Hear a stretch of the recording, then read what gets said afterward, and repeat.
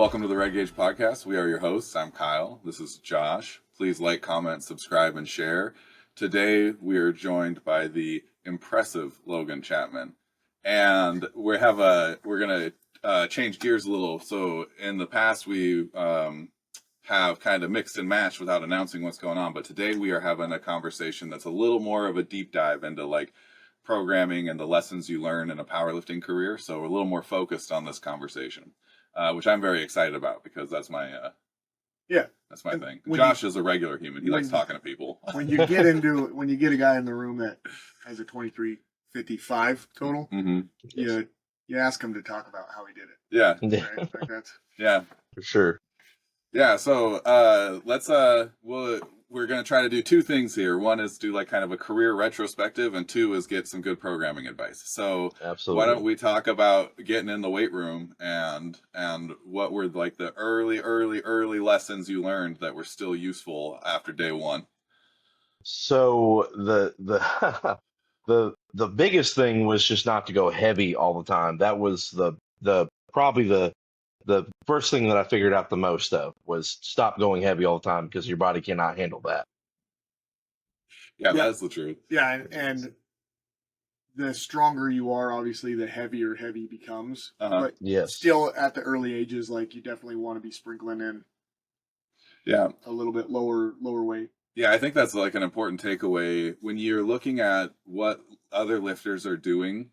The relative amount of weight and the absolute amount of weight both really matter. Like absolutely. Yeah, when you get real strong, the amount of time you can spend touching those weights really goes down. Like, yeah, you cannot keep forcing it. You have to pull back and learn, rest is very important. And I think like that early stage I should have rested more than I actually did. But you live and learn until you get to those higher levels, those higher numbers. Yeah. Yeah. What about your first meet or two, doing high school meets and everything? High school meets were a different thing, man.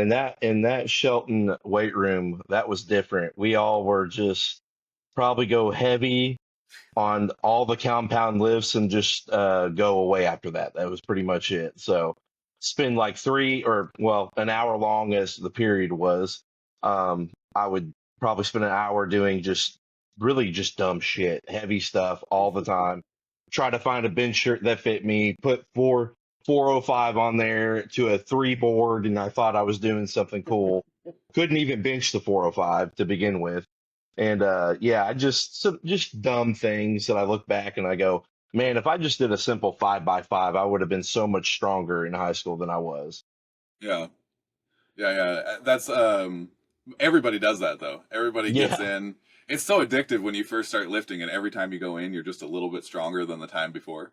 Yeah, you're kind of like a drug addict, finding that you're just like, hey, I need to find that high still. You know what I mean? Like and it just doesn't work like that. You can't keep pounding that in there, or you're gonna get hurt pretty bad. So that's a really great comment. Like as you got further along, so it took you. How long did it take you to get from introduction to weights to the 23:55? 8 years. At least 8 years. Yes. 8 years, yes. 8-9 years, something like that. So when you start, like every week you go in and it's like, hey, I'm stronger than I was last week, right? Yes. Do you remember a point where you were like, it's been a year, or where there was like a long period of time where you had been kind of like in a rut about your training and realized like how deeply you were fiending for that little jump? Yeah, so it's kind of like in that third year that I was in a rut because I just got kind of off of a pretty, I wouldn't say too bad, but a pretty bad knee injury. So I couldn't give my all on squat, so that was kind of lacking, and really focusing on just bench and deadlift, and it was really hard for to keep focusing on just trust the process to get to certain weights without throwing more weight on there and hurting my knee even more. So I had to learn very quickly how to pull back and really dial things in before getting even worse off. Yeah. One of the things that keeps coming up in the podcast is like when it's appropriate to be passionate about something and when it's appropriate to be dispassionate about something, right? And so like a lot of times, like it's real important to be passionate about executing whatever it is that you're supposed to be doing. But Yeah. like when you got to sit down and come up with a plan or come up with a meet strategy or whatever, that's the time to kind of take that passion and put it on the back burner and, think for a Yeah, little bit. you definitely do. Like, I had to go through a few months of uh, rehab on my knee and figure out different techniques to help my knee get better so I didn't disrupt anything that was going on with the physical therapy. It was hard. It was hard. It was like I had to grow up in a sense really quickly in the weight room compared to like, 17, 18-year-old Logan kind of a thing. I had to pull back a lot. So Yeah. I mean, that's a big milestone. I think that ability to grow up is what makes people who are really successful versus people who aren't, yes. you know? Yes. I don't think. I bet you could eliminate 80% of lifters from that first major injury. Yeah. Like most Yes. people don't ever come back, at least in a meaningful way. Mm-hmm. Like that's already like, we were talking about you talking about passion versus dispassion. Like making a plan and doing prehab like that, you're like equating that to like the dispassion. That might be even more Hmm. passion because you're like, all right, I can't throttle up. Like I got to do all this little Yes. shit. Like Yeah. that takes even more passion. Hmm. Yeah. What's happening to us, where we're just like, we've done it for a long time and we're old and we're busy and we're stressed out. Like that's like, it looks the same, but Hmm. ours is right. Like Mhm. one is one and the other is like super focused. Like okay, if I'm gonna get to a 1,000-pound squat, I need to right now not do it, Mm-hmm. and that Exactly. that takes a lot. Yeah. Yes. I learned really quickly, like, how the importance of like hypertrophy work and accessory work was. Because at the beginning, it was like I would do like a 5x5 or a 3x5, something like that, and do maybe like some pause squats, and that would be kind of it. Maybe get an arm pump and get the hell out of the gym, which was stupid. I'm doing legs. Why am I getting an arm pump? But it it was basically, for the girls kind of a thing. But Girls for the um, girls. exactly. But I learned very quickly after that knee injury, like the focusing on single leg movements, hypertrophy work, bodybuilding going into powerlifting kind of a thing. So it was big milestones in my programming for sure. Yeah, I think because they have different names, Yes. right? Like, oh, I'm doing hypertrophy training, or I'm doing strength training, or I'm doing power training, or Hmm. we would like at our school we would get like, I'm just getting like I forget what the keywords, and not necessarily fit tone. Tone. Tone was thrown out a lot. Tone. Toned, So yes. I like for me, it's like, oh, so you're doing hypertrophy and then going on a cut, like that's tone. Like, are you just getting skinny? Or are you getting tone? Uh-huh. Like, Yeah. but so, and then you get people that like we really like powerlifting, and some of the guys really like Hmm. weightlifting, and some people like bodybuilding. But you can't just stay in your silo, or else you're gonna hit a cap that's much lower, right? No, Like everybody needs absolutely. to. And I really Absolutely. think recently I've seen a push, like at least publicly, like a lot of people are pushing, like, yeah, you probably should be doing everything, which Yeah. wasn't Yeah. always the way, right? Like the big powerlifters we're talking about, it was just all gas, no brakes. Exactly. Bodybuilders have kind of always been over the place. There's been the Ronnie Colemans, but then there's been the guys that are like, I've never lifted over 80 pounds. My biceps are Yes. 75 inches big. You know what I mean? So they've always been a little weird, but Yeah. Yeah. How do you modify? So one of the out of the few like really good bodybuilders that I've had the opportunity to talk to, almost all of them have made some version of the same comment. Like if I took off and did a sprint right now, I think I would tear both hamstrings. Absolutely. No, like yes. because they're just living in fatigue, right? Because they're trying Yes. to stay anabolic as much as they can. How do Yes. you like along your career? How much do you modify the like hypertrophy recommendations, knowing that on the backside of this, you're going to try to squat 800 or 900 pounds or 1,000 pounds? For sure. Like, so when I was like, let's just say, for example, around 545, my hypertrophy work on my leg days or my squat days it's like drastically different than what I'm doing when I'm squatting 8, 9, or 1,000, right? When I was doing like 545 to 650, somewhere around there, we're doing kind of simple things, I would say, kind of just more leg extensions, hamstring curls, lunges, just simple things to put and promote blood in those legs, right? But then when we get to that, exponential amount of weight on your back, the 800, 900,000, we're doing single, very, very specific single leg work, like step downs and step ups. We're getting the surrounding muscles of the joint stronger, not just the quad stronger, if that makes sense, right? Or the calf stronger. We're working every in between in there to get to that point. So a lot of single leg work compared to just going in there and doing body building, hypertrophy work kind of a thing. Yeah. Did you find that you had like a bigger emphasis on like longer ranges of motion or anything when you were doing your hypertrophy work as you got bigger? Yes, most Yeah. definitely. It would be long range of motion, single leg to help with like stability and stuff like that. Lots of core work. I mean, I would be doing hypertrophy in those things, and I would get a great pump off those things. But it wouldn't be like traditional bodybuilding necessarily. But when I was doing the 545 to 650 range, it was more bodybuilding. I would do hypertrophy work, kind of no rhyme or reason for what I'm doing, but just sticking to a 12 to 15 to 20 rep range. Then when we get to that 1,000 pound mark, we're doing like maybe 12s, but we're doing like single leg step ups. I'm doing body weight movement. I'm really trying to get stronger in the joint rather than just the muscle. The muscle's already strong, right? I'm getting that joint kind of like ready for certain things. Yeah. Yeah, it totally makes sense. Yeah. Mm-hmm. Super specific, because at that point in time, like the muscle being strong is one thing, but like Yes. you're pushing weight that your body, the rest of it might not be able to handle. Like Exactly. You see weird things start to fail on humans that don't fail. Like Yeah. I'm not out here tearing abs or biceps. Yeah. You know, Exactly. I'm not moving weight that does those kind of things. So You just gotta think like any kind of mishappen or misstep with that kind of weight, you're putting a lot of stress in that one area, right? If we walk out an 800 or 900 pound squat, I gotta think, okay, if my knees are not ready and strong enough for this, I'm probably gonna crumble and fold up like a lawn chair, right? So we need to make sure like my upper back, my core, my knees, everything is strong in place for reasons. We're practicing good walkouts. We're practicing good picks, like picking the bar up properly, really setting in, taking my time on certain things. When I was squatting like 500 to 600, I would just be picking the shit up and walking out and just going for it, right? Where 800, 900, 1,000, where I'm picking the bar up, you might see me stand there 15 seconds, 20 seconds before I rebrace, regather myself, and then squat the weight. Totally different avenues on that department. Mm-hmm. Yeah. Yeah, I've noticed like most every time that I've had because you get lots of little tweaks and strains and For stuff sure. in your Yes. career. Like that's just a normal part of the game, and they're usually not that big a deal. Usually they're Yeah. you can work through them and you'll be good again in a few weeks or a few months or whatever.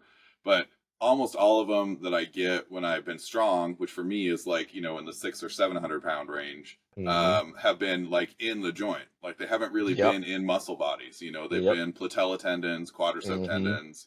So. I've Elbows are hurting, all kinds of little naggy pains that don't feel good when you're training.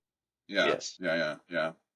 So if we go back in time again, so you had your first couple meets. Did you Yes. did you learn many lessons from your first couple meets that you kept with you in your future meets, or were your first couple meets just having a good time with friends and then you got serious about it later? I got more serious about it later for sure. When I was in high school and we did the first meet, I didn't get to do the first meet in the powerlifting season. I did the second, and then I kept going up until the state championships, basically. So I did every single meet that there was possible to do. When there was every other 3 guys, weeks. yes, like something just stupid, really, if you think about it, really. Where I had other guys in the weight room that said, "Well, I'm going to do this meet and then wait for state." So, because as long as I qualify, it's all good to go. And I probably should have done that, but I didn't. I wanted to go and lift at every single, like I said, I was like kind of like a drug addict looking for that high. Everybody screaming for me, yelling at me. I love that shit. It got me fired up and love the sport as much as I do. But if I look back at that, I should have never done that. I should have pulled back, did training right, and done something with myself a little bit. I would have totaled more than 1,200 pounds at the end of the year. So, because that was the best I ever did. So, yeah. Did you have a meet? So a lot of times when kids do that, they'll go up and up and up, and then like meet 4, it'll be back down again.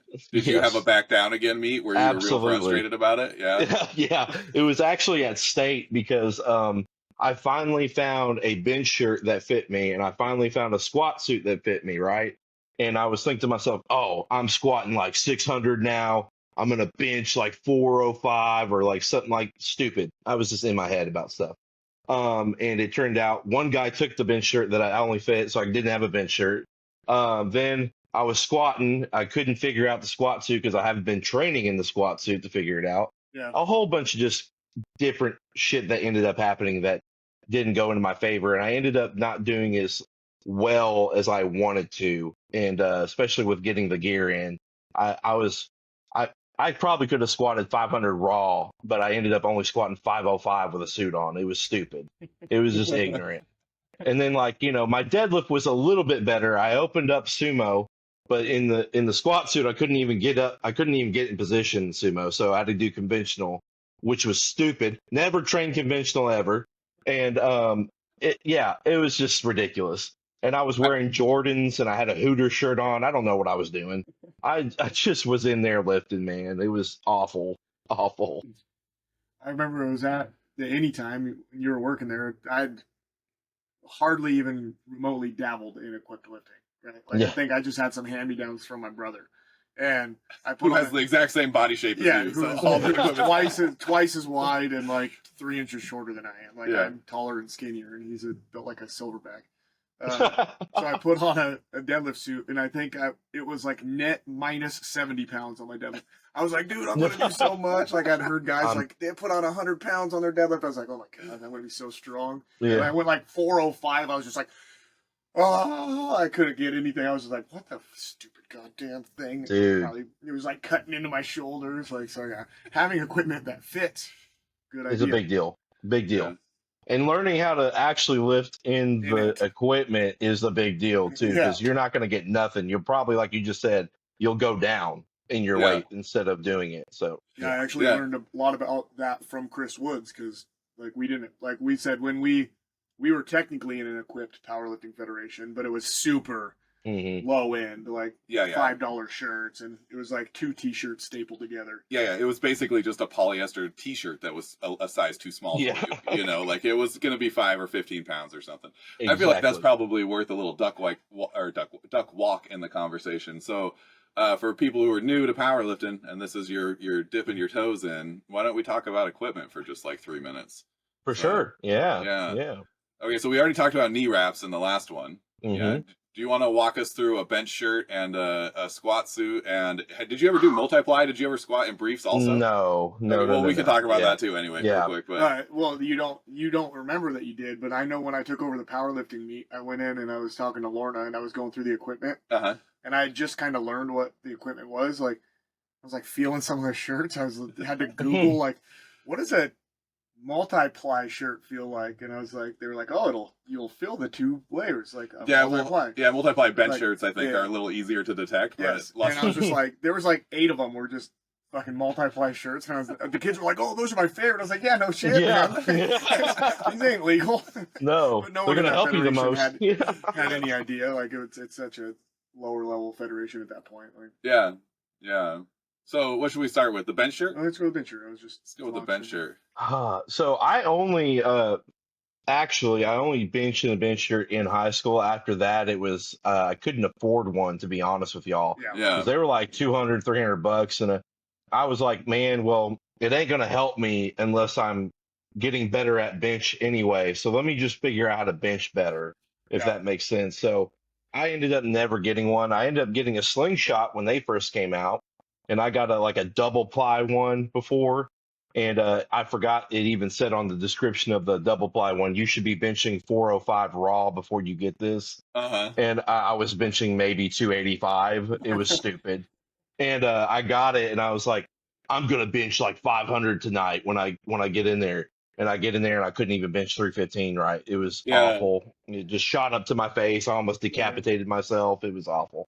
Yeah, It's so if awful. you've never seen an equipped meet or been around equipment, so like a bench shirt is a shirt sometimes. Yes. Yeah. Sometimes. Yeah. And Yeah. it's made out Keeps of the like, front of polyester or denim or something that's Mhm. not very forgiving, and it's an assistive device, right? So like Yes. the idea is that you have sleeves, and then you have a piece of Yes. fabric that goes across your chest, and so as you Mm-hmm. go down, it compresses your torso and or Mm-hmm. stretches the fabric, one of the two, Yes. and then helps you on the way back up, and so you can Mm-hmm. do more weight, which is a ton of fun. It's a Yes. really great time to hold enough weight in your hands that it feels like it might be damaging your hands, but Absolutely. Yeah.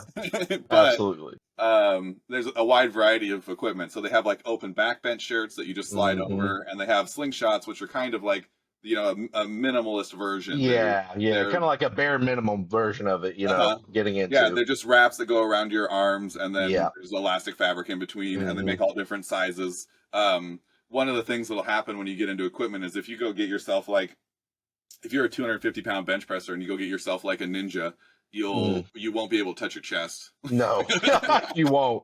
You're gonna have to start with like a 6 board and work your way down if you Uh-huh. can. It's Yeah. awful. Yeah, so it takes a bit of like it is a whole nother layer of complexity in the sport that it takes a Yes. while to figure out. Yeah, you're Yeah. You have almost to doing do it. a whole You're different almost doing it wrong. technique, like a whole different technique than what you do raw, in my Yeah, opinion. Uh-huh. absolutely. Yeah, Yeah. yes. Yeah. Awkward. Yeah, you'll see people touch much lower. Mm-hmm. Most of the time like a real strong bench presser, and I'm using the word strong there to mean like somebody who's like really well developed. They'll Yes. touch right about nipple line, maybe a little Mm-hmm. below. When you start getting Yes. into the bench shirts, they might get all the way down to their belly button trying to stretch that thing Yeah. to where they can to Yeah. where they can Yes. use it.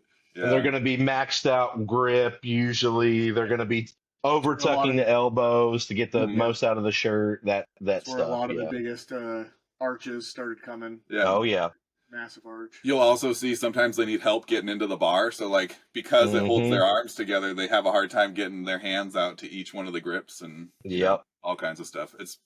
It is fun. I'm not gonna lie, it's a ton of One fun. of But one of my favorite equipped adventures to watch was Ryan Kennelly. Like he yeah, was really like a pinnacle in my high school career to watch on YouTube. I was like, yeah, I'm gonna be that guy.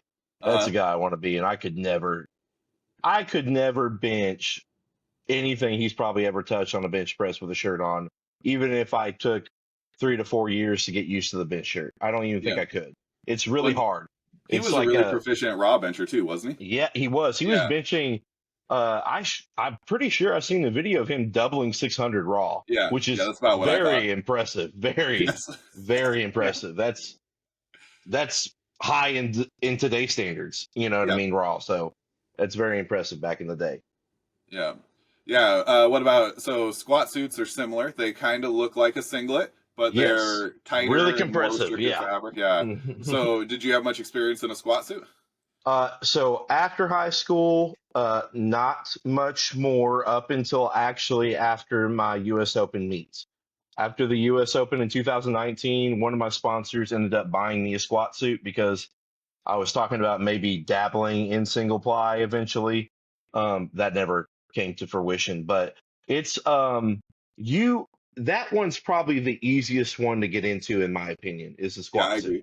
Yeah. Yeah, because you can squat kind of similarly to where you squat raw in a single ply. I'm not going to talk about multi-ply because I never done that before.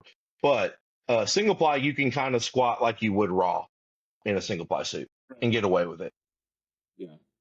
Yeah, and the multiply might mean that there's more layers, like in the bench shirts that you were Hmm. talking about. It might mean that you're wearing briefs. So briefs Yes. are like special underwear that come up to your Yeah, belly yeah. button, and they kind of like it's like a super restrictive sausage casing. Keeps that Absolutely. sausage Oh my straight. God. It feels like I'm wearing a diaper when I have it on. It's like Uh-huh. really weird. It pushes everything in a weird position. It's awful. It does It's not feel awful. good. Yeah. And you Yeah, I've can't never. adjust. You can't adjust. So you're It stuck is what wherever it you're is. at. Yep. It's not Yeah, flattering. Not flattering at Yep. all. we've had a few kids who are like, I think I might want to get into equipped lifting, and I'm like, listen, if you want to, sure, Sure. but Yeah. like, there's no modesty in it, and you're not gonna have a good No. time unless you like No. getting crushed. If you like getting It's, crushed, it might be okay, but You like if you're having weird, terrible burns on your shoulders for the next yeah. weeks, like I'm telling you. backs I'm of your telling knees are you. all tore up. yeah. And so they do have a little bit like when you get into the equipment, just like we were talking about, there's a little bias in how you bench press. Like you Hmm. might, touch a little lower or whatever. The same kind of happens with squat suits and briefs and stuff, right? Because they don't extend to the knee. I mean, No. obviously you can do knee wraps, right? So like Yes. Yeah. that kind of helps you stay in the groove. But when you get to multiply, you usually see the guys really trying to sit back a bit more because Yeah. the supportive stress is from your trunk to the middle of your thigh, right? It's Yes. really just that hip hinge that it's helping with a lot, right? Yes. I kind of And like so, talk about like multiply squatting is like trying to sit in a chair and staying extremely upright. uh-huh, And you kind of want to I call it the Tina twerk, which is like rolling your back or really flaring your lower back out and shooting your uh-huh. hips out more, which isn't like if you were doing that raw, that's not good. Yeah. That's going to cause a lot of issues down the road.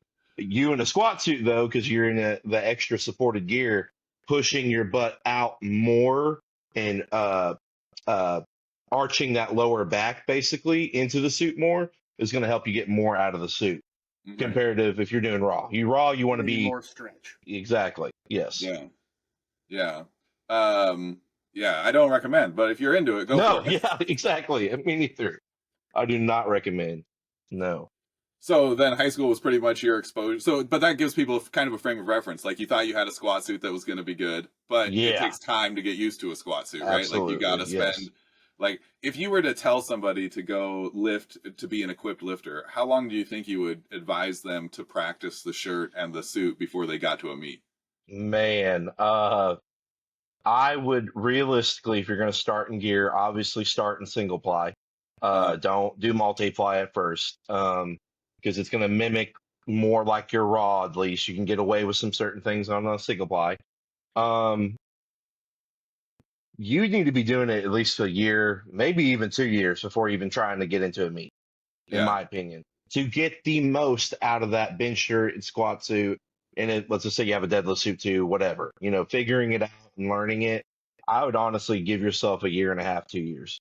yeah, yeah. And it might not be a bad idea to do a meet or two in the interim, but just not Yeah. like, not with the goal of putting up, the most mileage that you can get out of a suit, right? Like No, of having the exactly. Right. experience of, Hmm. getting in and out of But them. And, it's just that extra layer we talked about, I think, on the last one, where it's like, all right, you are getting stronger, uh, your muscles are getting Hmm. stronger, but that really happens slow. yeah, You're really Yes. getting higher numbers just because you're getting better at the lift and you're like the neurological pathways are awakening. So like as you learn, right? Like that's why you should do a lot of reps early on in your career, just because you're going to learn how to do the movement hmm better. Well, now you're adding on another layer is like doing the movement in the equipment. So it's like you just got to understand that it just takes more time. yeah, You're adding a layer Hmm. of complexity into the movement pattern. So yeah. be patient or just go Probably lift it off for a also, while. I mean, I'm outside of my wheelhouse here by a bit, so because I was never an equipped lifter, but it'd probably also be especially important to try to find some people who know Oh, how for to do sure. it to train you. Yes. Yeah, Yeah, no, that no. would be a big thing. A Yeah, big thing. I mean, most of the time you see those equipped lifters looking like they have like a team of 5 or 6 with them anyway. yeah, So I mean I think if you want to take equipped lifting seriously, you need to definitely find a gym that's going to cater to that. And yeah, secondly, you need to find a good group of individuals that are going to help you out in the long yeah. run. Yeah, yeah, finding a good gym. I mean, for training, finding a good Oh gym is yeah, always great advice to for start with, sure. right? But it's Yes. going to be especially important because when you're an equipped lifter, you walk around like half naked or in a layer of compression clothes half the time, Yes. and you got to get squeezed into those things by a whole team of people. Like, Oh it's yeah. not, it's not. I mean, you can figure out how to do it yourself. There are No, very yeah. good lifters who dress Hmm. themselves, but like it's much faster, much easier process if you got buddies. Absolutely. That's a whole skill all by itself. I mean, you can spend 15 minutes and burn all your gas just trying to get into a Yeah, squat suit or a yeah, bench no suit. kidding. Absolutely. No, you can. Like I remember vividly, like I would be in the locker room and I had the biggest guys from the football team try to get me into the squat suit. And they're literally all of them, 3 of them are picking me up off the ground and I'm like shimmying and trying to get into it and looking like looking like an asshole in my opinion.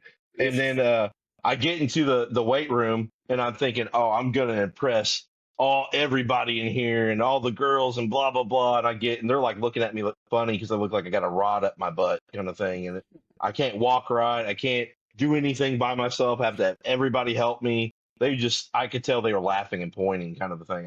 It's you really just need to be in an environment that promotes that kind of stuff if As you long want as to. it, hey, Yeah, you wouldn't want to go to LA Fitness in a squat suit and see what, figure out what's going on. That it's Yeah, not they'd going to look probably good. kick you out, you know. Yeah, probably, for sure.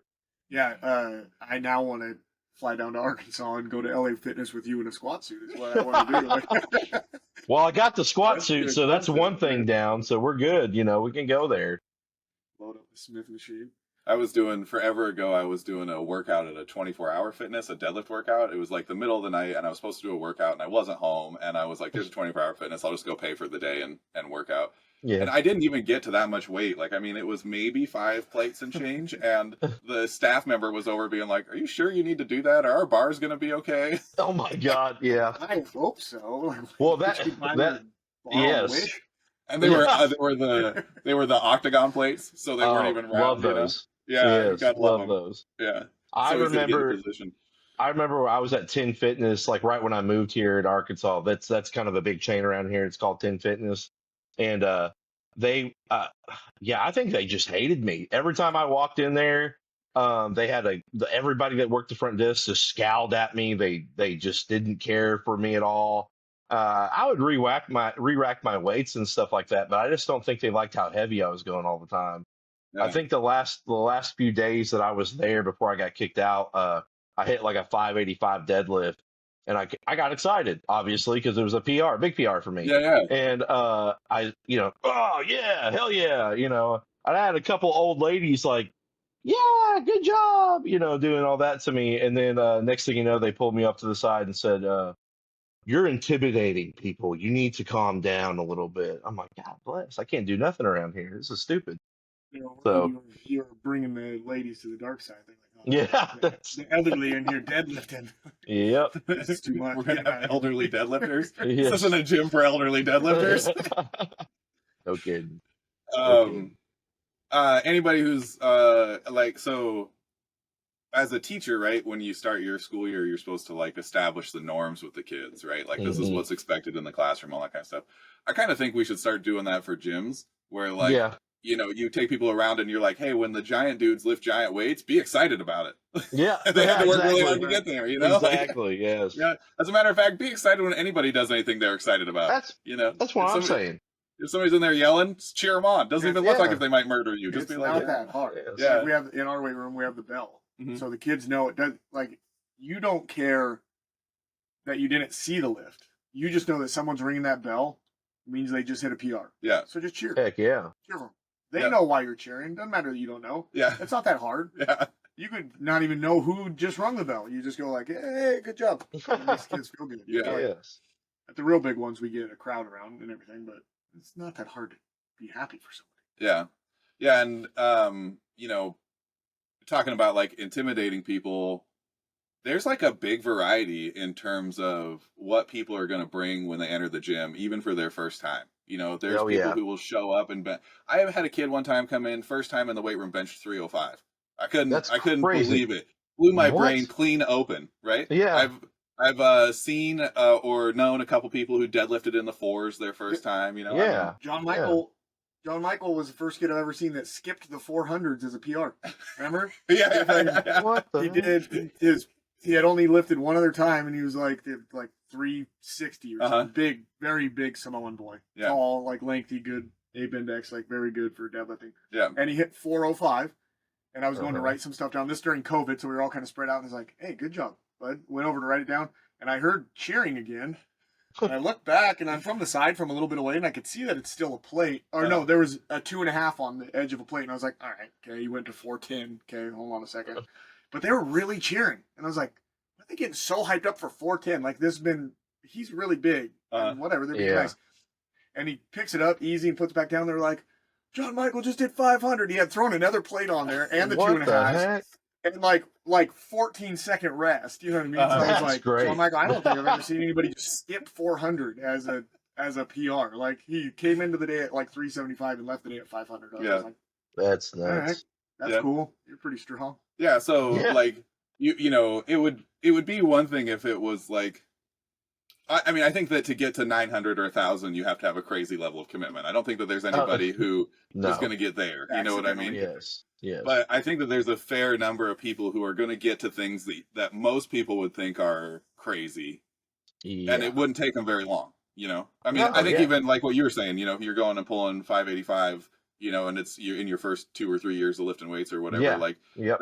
to most people, that's a I heard somebody say once that weightlift or how much you lift is impressive based on how close it is to 500, and once you get over 500, people just don't understand anymore. No, they And don't. They really don't. Yeah, Yeah. yeah, Max said that. yeah, and so that's if you're showing up at 585, they're probably already like, what's this guy trying to prove, But you're still Yeah. early in the show. Like for you, Yes. that wasn't a crazy. I mean, it wasn't crazy then, but No, yeah. not you as a strength athlete, right?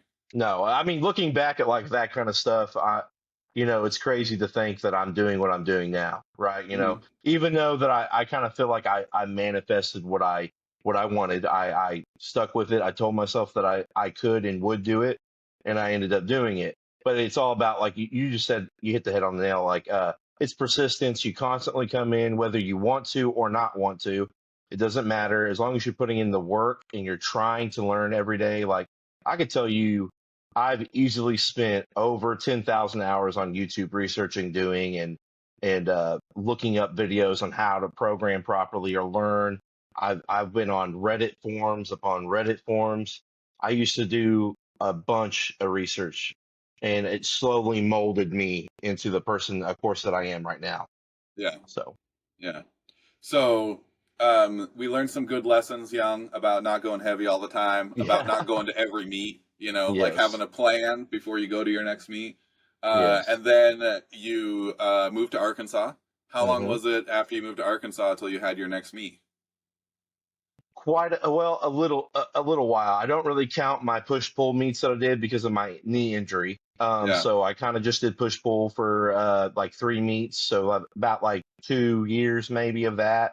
And then I decided my knee was strong enough. I felt pretty good. I'm going to do my first ever full power meet, and I think I was like 260. I lost a little bit of weight since high school, and I was around a 600-pound squat, 345 bench press, and then not too happy about that, and about a 650-ish deadlift, Uh, conventional. That's where I kind of started after high school, I would say. yeah. So you mentioned doing sumo as a high school kid, and then conventional in your, Yeah. in your real start. What was the I guess maybe this is another scaffolding opportunity for people who are new. Yeah. Sumo, you have your legs a little further apart and your hands grab the Yes. bar inside your legs, inside your knees. And then conventional, you stand with your feet about shoulder width or a little wider, a hmm little narrower, and you grab outside your knees. Yes. That's the real Yeah. meat and potatoes Yeah. of the difference.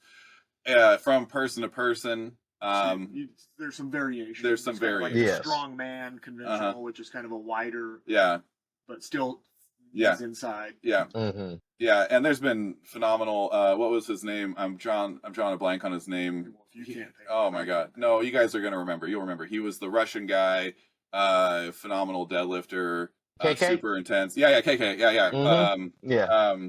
I can't believe I'm drawing a blank on his name right now. He had a pretty close stance for a big guy. Yeah. Very So close. did George Lehman. So did Yeah, George Lehman. yeah. George Lehman, very close stance for a big guy. hmm Both 900-pound deadlifters. Yeah. Um, Crazy. But you'll see differences. Like I deadlift almost 100 pounds more conventional than sumo. Some people, it's the other way Ooh, around. They that's deadlift quite a bit more sumo than okay. conventional. Yeah, Yeah. and yeah, I'll do like I've had issues with my hip because I dislocated my hip as a kid, and so I Yeah, can yeah, yeah. train. Okay. I can train sumo. I can't actually train conventional, but I can train hmm sumo, and then I'll pull conventional when it's time to party. And Absolutely. Yeah, and it's me. yeah, yeah, It's me.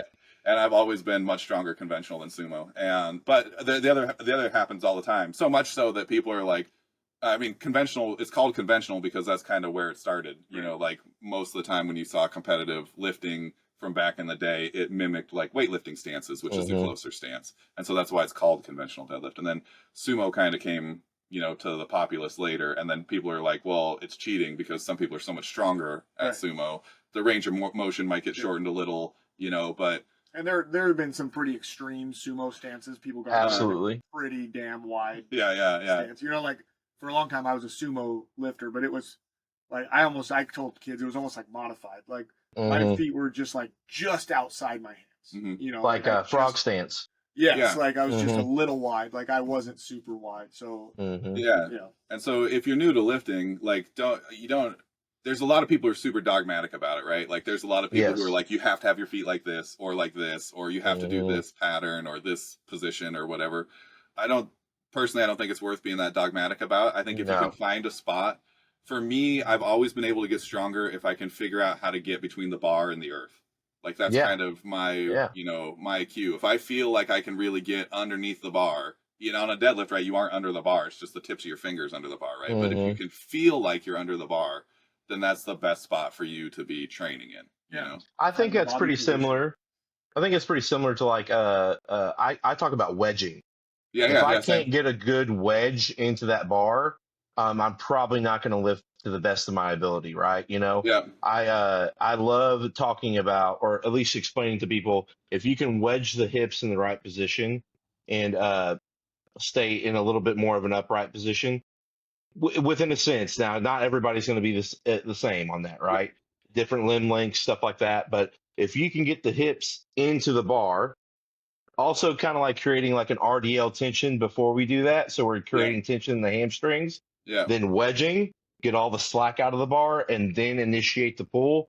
That's a big, big step in what like started clicking for me on deadlift.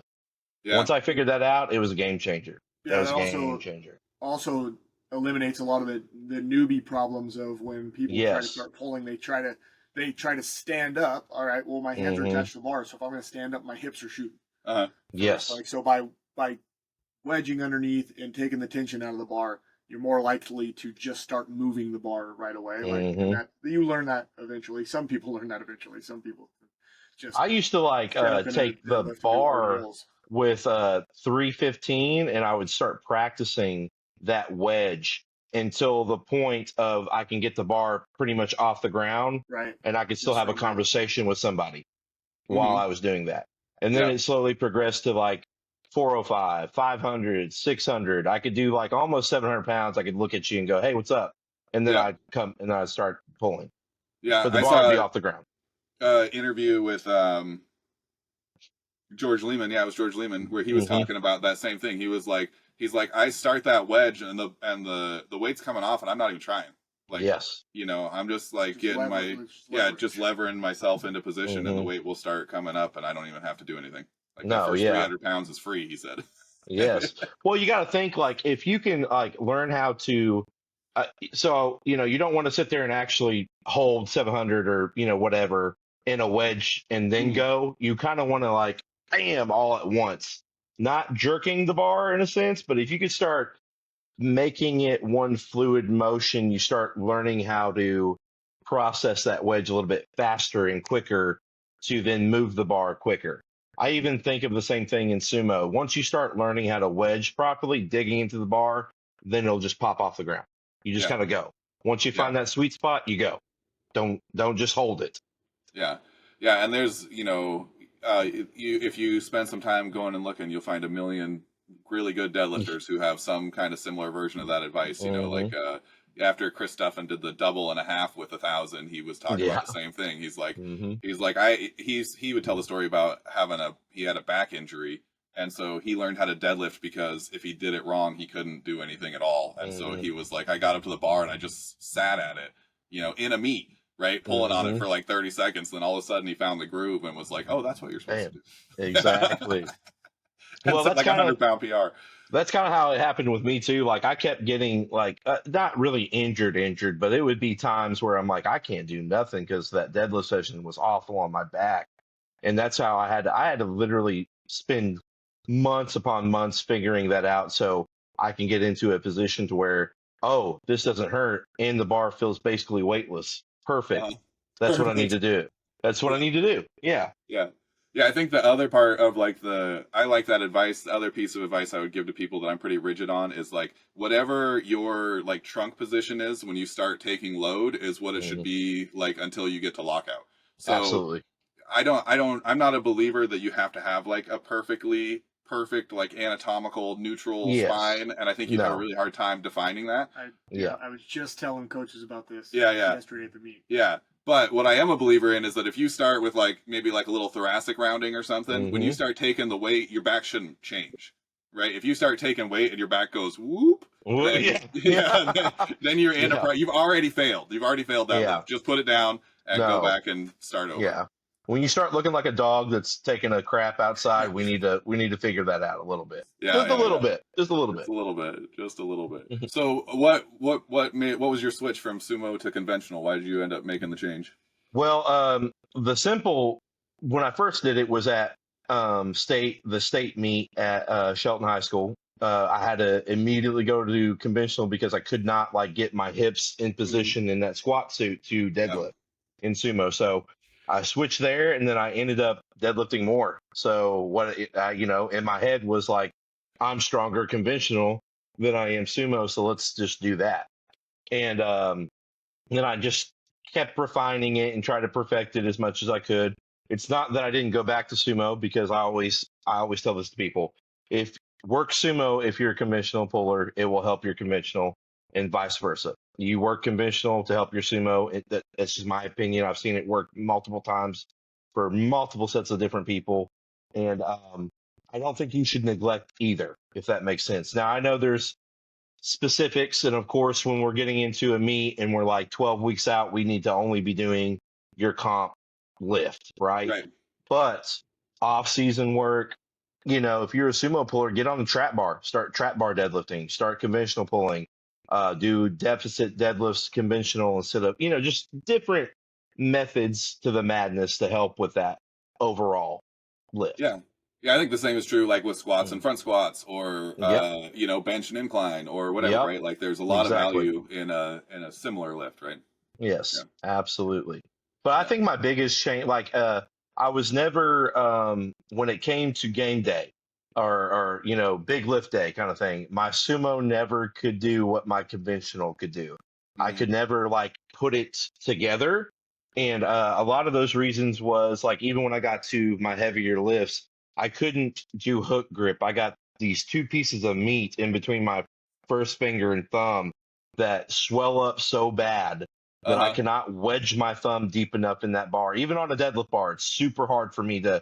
I can't even like get my first finger on my thumb sometimes, and I just couldn't get it down. And I felt real awkward trying to do over under on sumo. It felt like I was twisting a lot, and Yeah. I didn't like that. So Yeah. it just felt more comfortable to do conventional and then over under for me. And the only time I ever felt good on sumo is if I was strapped up, basically, and Yeah. wedged in there. And not to say that I couldn't do some stupid shit sumo.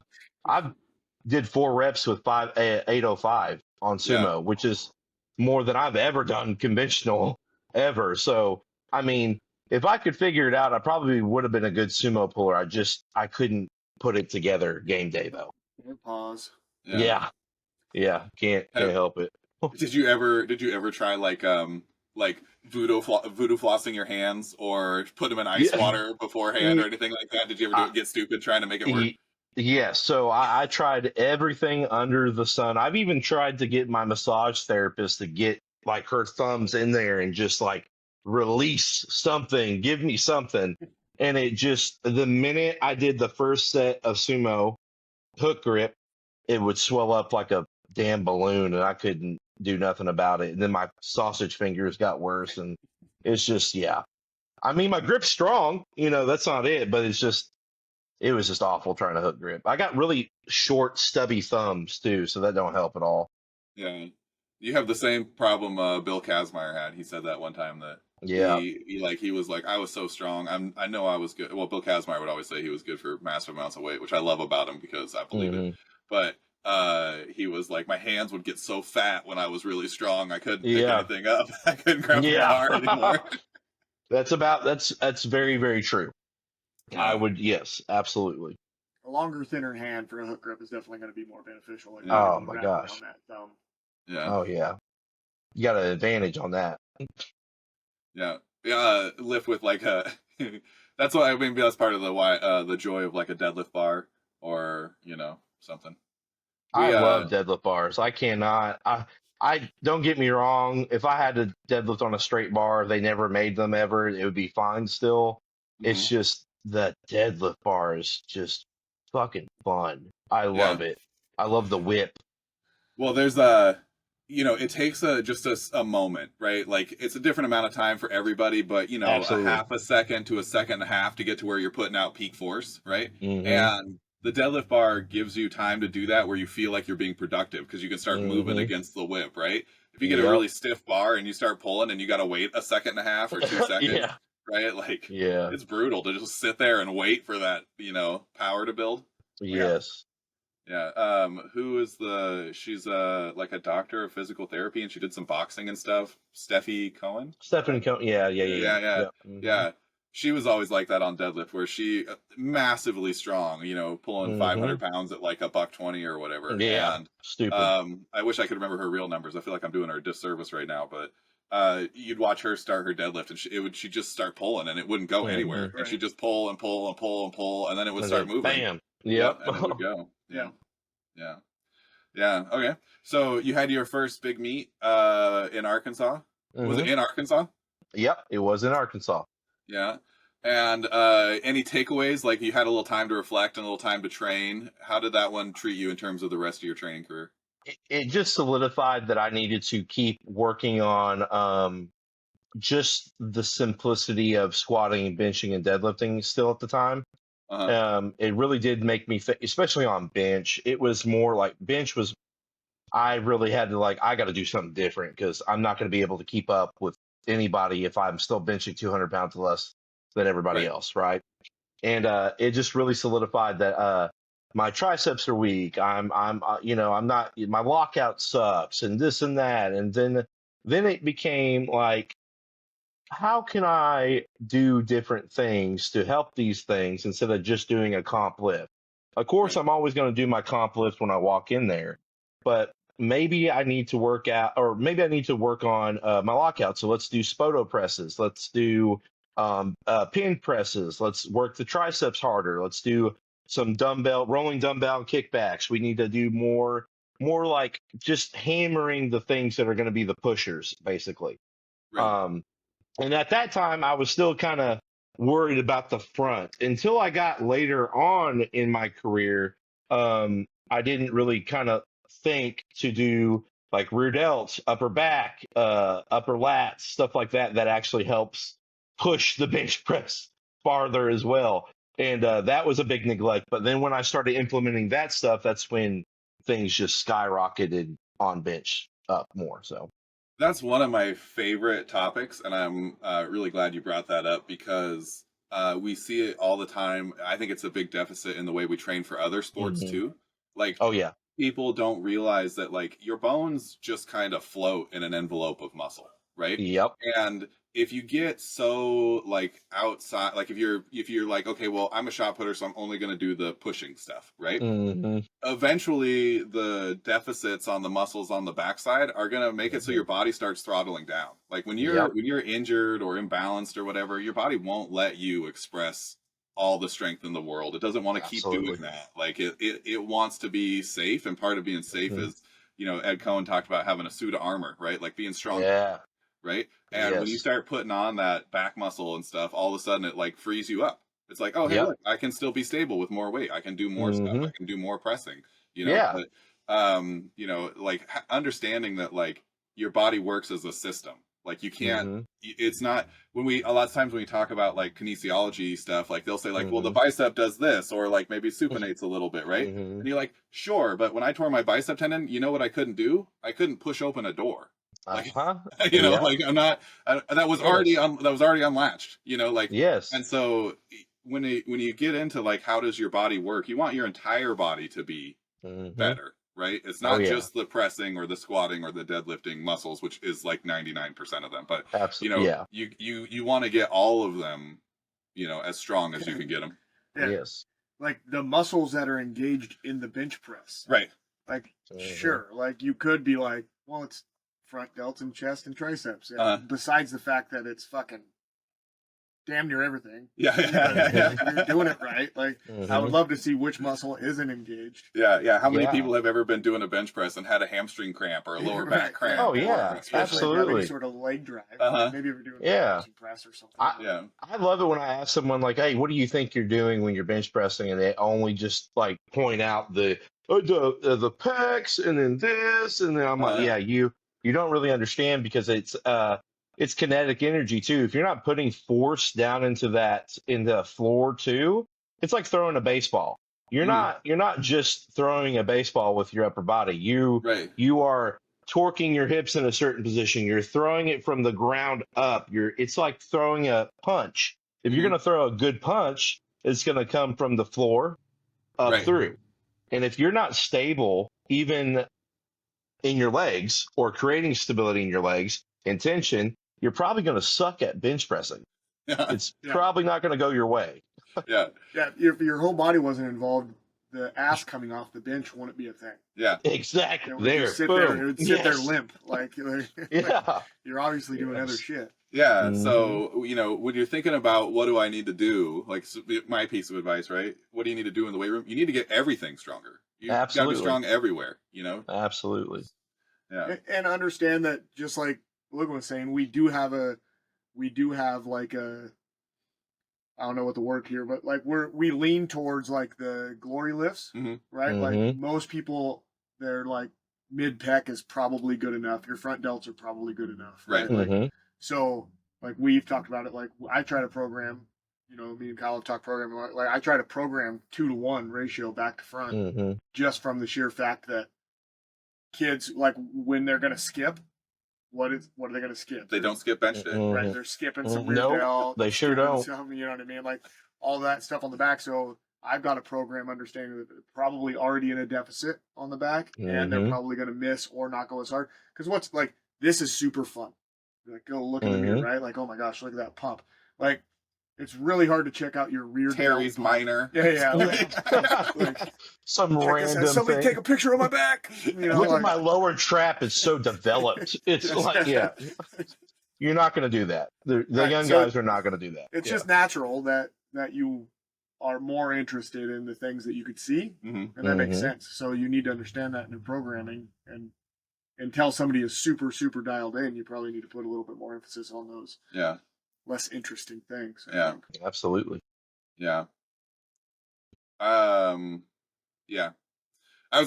funny how like I was just thinking about like social pressures and stuff, like I hated doing curls when I first started lifting weights because all the kids who would just come in and do curls like on Monday and Tuesday, and then they wouldn't work out for the rest of the week, and I was like, get out of the way, I'm trying to do real work. But I do remember I was at a track meet once as like a sophomore in high school, and this really cute girl walked by and she was like, you got a hell of a back on you. I was just sitting on like a concrete wall or something, I was like, you're like, hell yeah. After that, I was like, it's back day. I'm gonna lift some weights. No kidding. You got a nice back.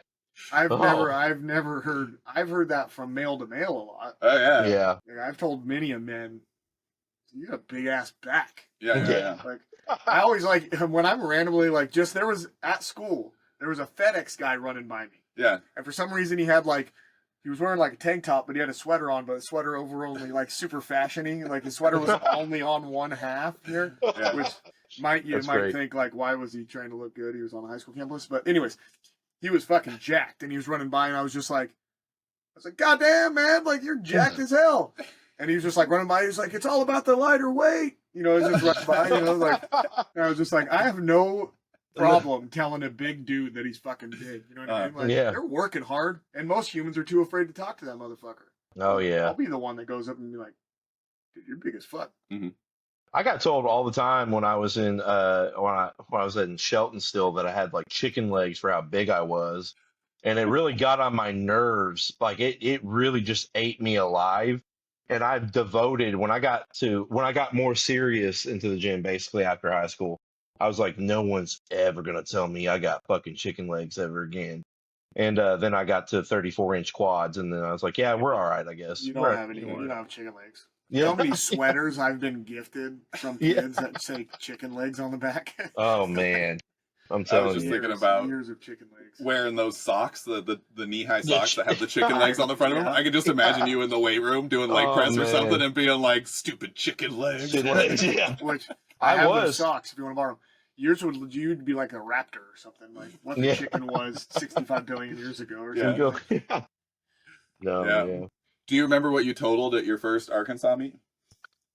So, yeah, it was around, it was like close to 15. It was, I Yeah. think it was close to, if not 15.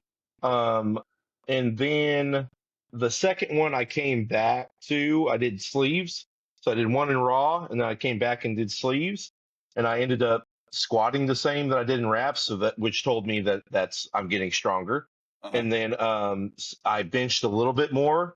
Instead of like 347, I did 357. So that was pretty cool, I guess. And then I ended up deadlifting sumo at that meet. Funny enough, I did 661, so 300 kilograms. That was my first ever 300 kg Bet that felt good. deadlift. It felt amazing. I was lit up for joy. Lit up for joy. It was awesome. But yeah, Yeah. I totaled like mid 1500s then in sleeves. Yeah. Were those like smaller meets? Was there a lot of people there? Was there people doing crazy numbers or? So no, the meet that I did sleeves in, there was one guy that was, I think 275 pounds, and he ended up totaling like 1938, which was like Okay. the biggest total I've seen in face to face. So Yeah, that's a legit was- total. That's a very Oh, powerful yeah. human. Yeah. yes. His name was Robert Adams. He's actually he was one of the meet directors for USPA in all of Arkansas. Okay. And then he ended up moving. But yeah, he was a strong human being. Even when he was getting older, he was doing the masters and still totaling almost 2K, Yeah. so which was crazy for around here. Yeah. So, how long was it between that first like real meet, right? And then, well, actually, wait. How was the vibes for that meet? Was it similar to like the high school meets? Everybody's cheering and happy, and there's Oh, lots of yeah. snacks. Yeah. Yes, absolutely. I had everyone was screaming. I had all the people at the gym that I went to were there. I mean, it was at the gym that I worked out at, so it kind of helped a little bit. Yeah. And like, everybody that was from other parts of Arkansas that came down, all cordial, super fucking awesome, wanting to give out information.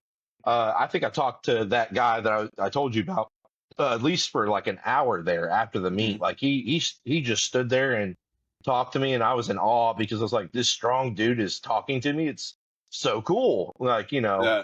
and It's- go ahead. It's, Yeah. I was gonna say it's funny to have a little perspective on that, where like as you know, the more you do it, the more you realize how much you love training. Like, Yeah. I will talk to somebody who totals 600 pounds for an hour about weightlifting if they want to talk about training for for Absolutely. an hour. Gladly, Absolutely. happily, it'll be the highlight of my day. Absolutely. You started a podcast with me. Yeah, Ain't nobody fucking cheering for Monroe's.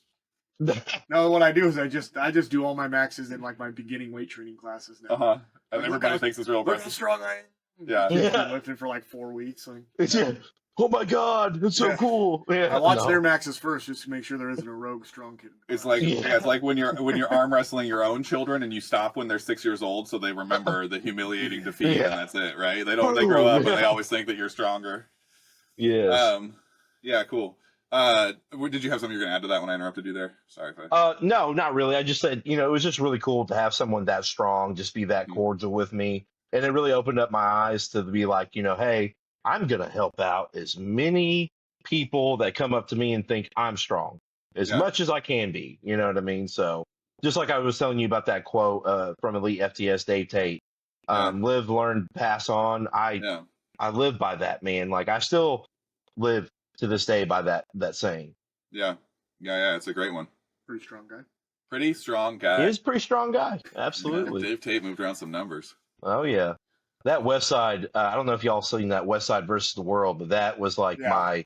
that's like one of my all-time favorite documentary movie. I don't care what you want to call it. Did you Yes. steal the tapes out of the filing cabinets in the Sheldon weight room to watch the West Side ones, or were they not there when you were? I don't know. I They didn't might have see them. disappeared after They- Rich. Yeah, yeah. So he had West Side bench, West Side squat, West Side deadlift videos.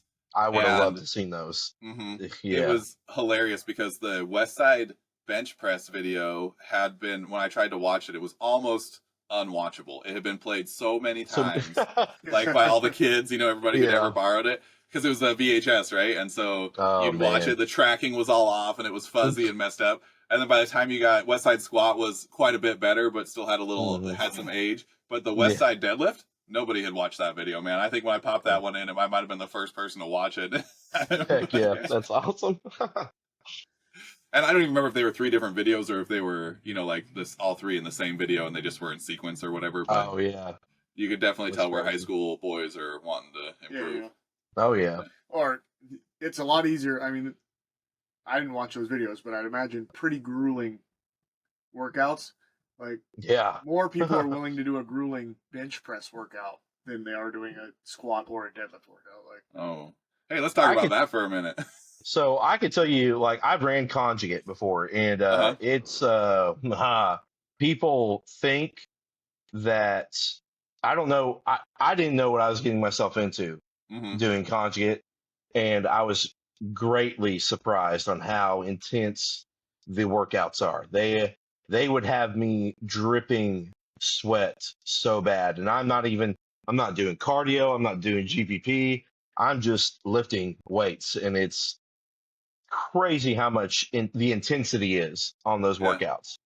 yeah, yeah. So another great opportunity to talk about stuff. Let's talk about a little bit about what's the word I'm looking for? Like linearization, DUP, conjugate. What's the word for that? Periodization methods. Let's talk about Yeah. periodization. Yeah. So I'm going to way oversimplify conjugate, and maybe you can add for it because you did For more of it sure. than I did. But conjugate, the idea behind periodization is that you can kind of do one of 2 things in the weight room. You can either Mm-hmm. do work that's going to change your body, or Mm-hmm. you can do work that makes you better at a lift or a skill, right? Mm-hmm. And so those are kind of the 2 lanes that we get to pick from when we're in the weight room. It's Mm-hmm. easy to do both when you're first starting. It gets a Mm-hmm. lot harder to do both as you move further along Absolutely. the path, right? Probably the most popular system for periodizing is what's called linear periodization, where you'll Mm-hmm. do like a volume block where you do higher reps or more work, Mm-hmm. and then you do a strength block where the weights creep up, and then you do a peak where you are specializing in whatever your sport is, Absolutely. right? Yes. Mm-hmm. And conjugate and like DUP or daily undulating periodization Mm-hmm. are methods of like trying to do a little of the strength or peaking and do a little of the volume. It's a way to kind of like break that up so you get to touch them more often. Mm-hmm. Well, you got max effort and then you got dynamic, right? You know what I mean? Yeah, You're going to be yeah, undulating and constantly doing different things. Like one week you're going to go pretty heavy, or not super heavy, but pretty heavy on squat. Make it uh-huh, very, very comp style. right, And then the next week you're probably going to be doing a completely different bar. Could be a yep, bow bar, SSB, box squat, pause squat, whatever yep. you want to do. But Or you're some moving combination it. of bands and chains or Exactly. something. Yeah. Yes. Compensating resistance, and you're moving as fast as humanly possible. Mm-hmm. Literally. It's Yeah. just as fast as you can. Yeah. Yeah. And keeping the intensity very high the entire time. Yeah. Low rest period. Keep going. Moving. Yeah. Moving. So I have a couple. I'm really interested to hear your take on this because I have a Mm-hmm. couple of my own like pet theories about it. So one is that when you go looking at systems that are really closely tied to a coach, so like Mm-hmm. conjugate is really closely tied to Louis Simmons. There's not a Yes. lot of conjugate programs that have the same success as Mm-hmm. Westside Barbell, right? Or if you look at like weightlifting, there's like Abajev in Bulgaria or whatever, Mm-hmm. right?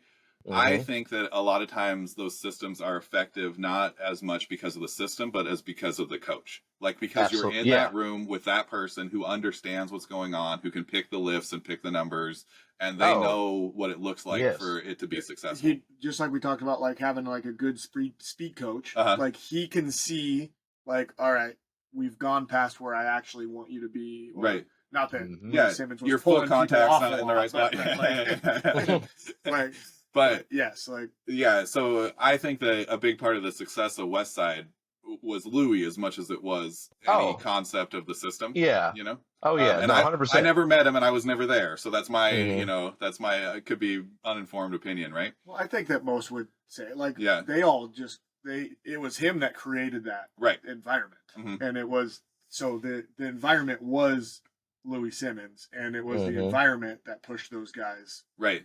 to do the Yeah. Yeah. fucking madness that Yeah. was going on. Louis in that Simmons environment. is West Side.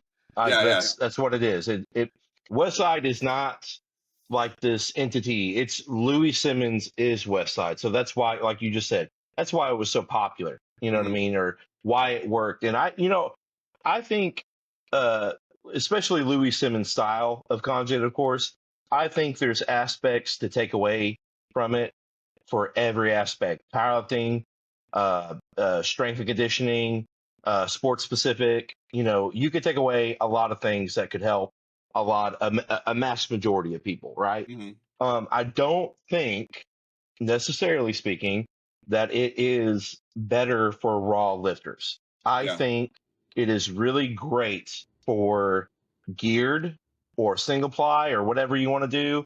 As long as it's geared lifting, I think it'll help greatly in those departments. Yeah. I didn't see a lot of big growth. At one point I saw really fast growth, right? But that ended up injuring me for the rest of my career at that point. So yeah, Well, and when it's kind of the thing is like it's such a brutal system. It's like the idea yes, of like the people that survived that you know all the big names, right? They're the biggest names yes, in powerlifting, at least in equip lifting, like hmm, that survived that system. But it's like I guarantee you, there's 1,000 people that joined that gym oh that yeah, did not make it. You know what I no, mean? Like they they just didn't like make it got the there, first like day. yeah, like Yeah. either it Yeah, was too intense or their body broke hmm, down, and that's just with very intense systems. hmm, Like you're going to get great results for the people that have bodies that physically can go through that Mhm. intense level of training. Yeah. Yeah. So, uh, when you like think about periodizing schemes, like, is there? I agree with you that there's a lot of great stuff to take out of there. I think for that like sure.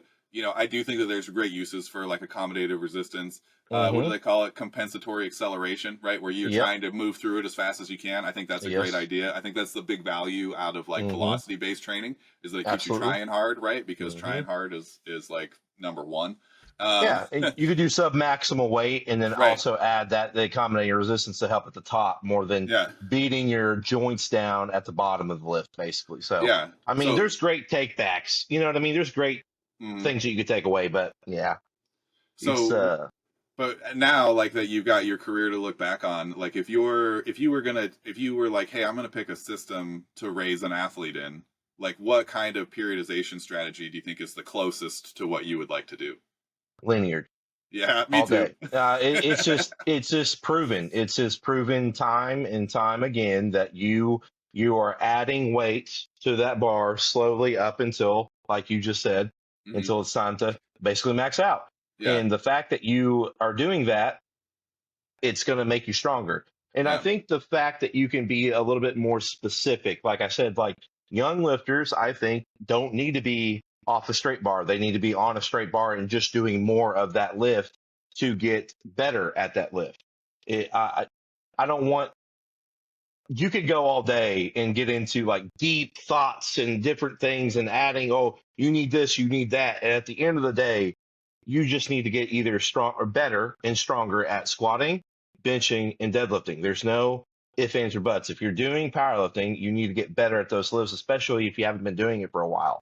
Now, like for me, when I got later on in the years, I found out that not being on a straight bar for a long period of time was better for me instead of doing straight bar.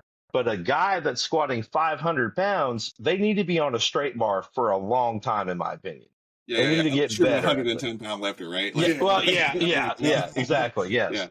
But like if you're squatting 800, 900 pounds, you probably already know how to squat, hmm, right?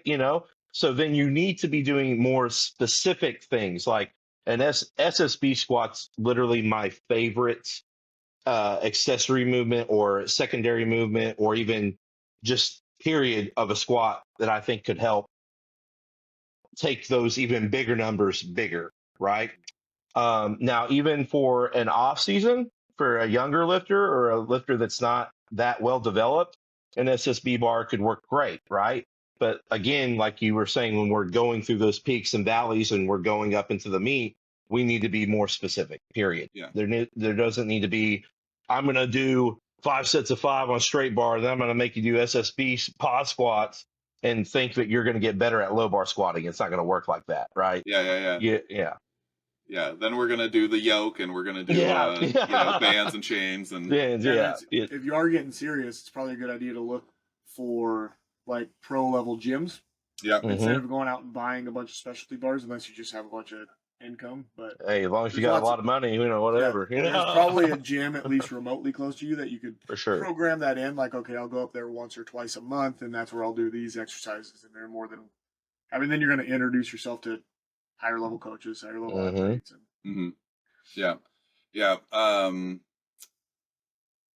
And again, I think it's also worth mentioning, this has come up already a bunch of times, but this is like, my favorite's linear periodization. I certainly have met people who did linear periodization for a long time and then switched over to like a DUP style programming and took off like crazy. So like, maybe for an individual, like whoever, it's like 80% recommendation, right?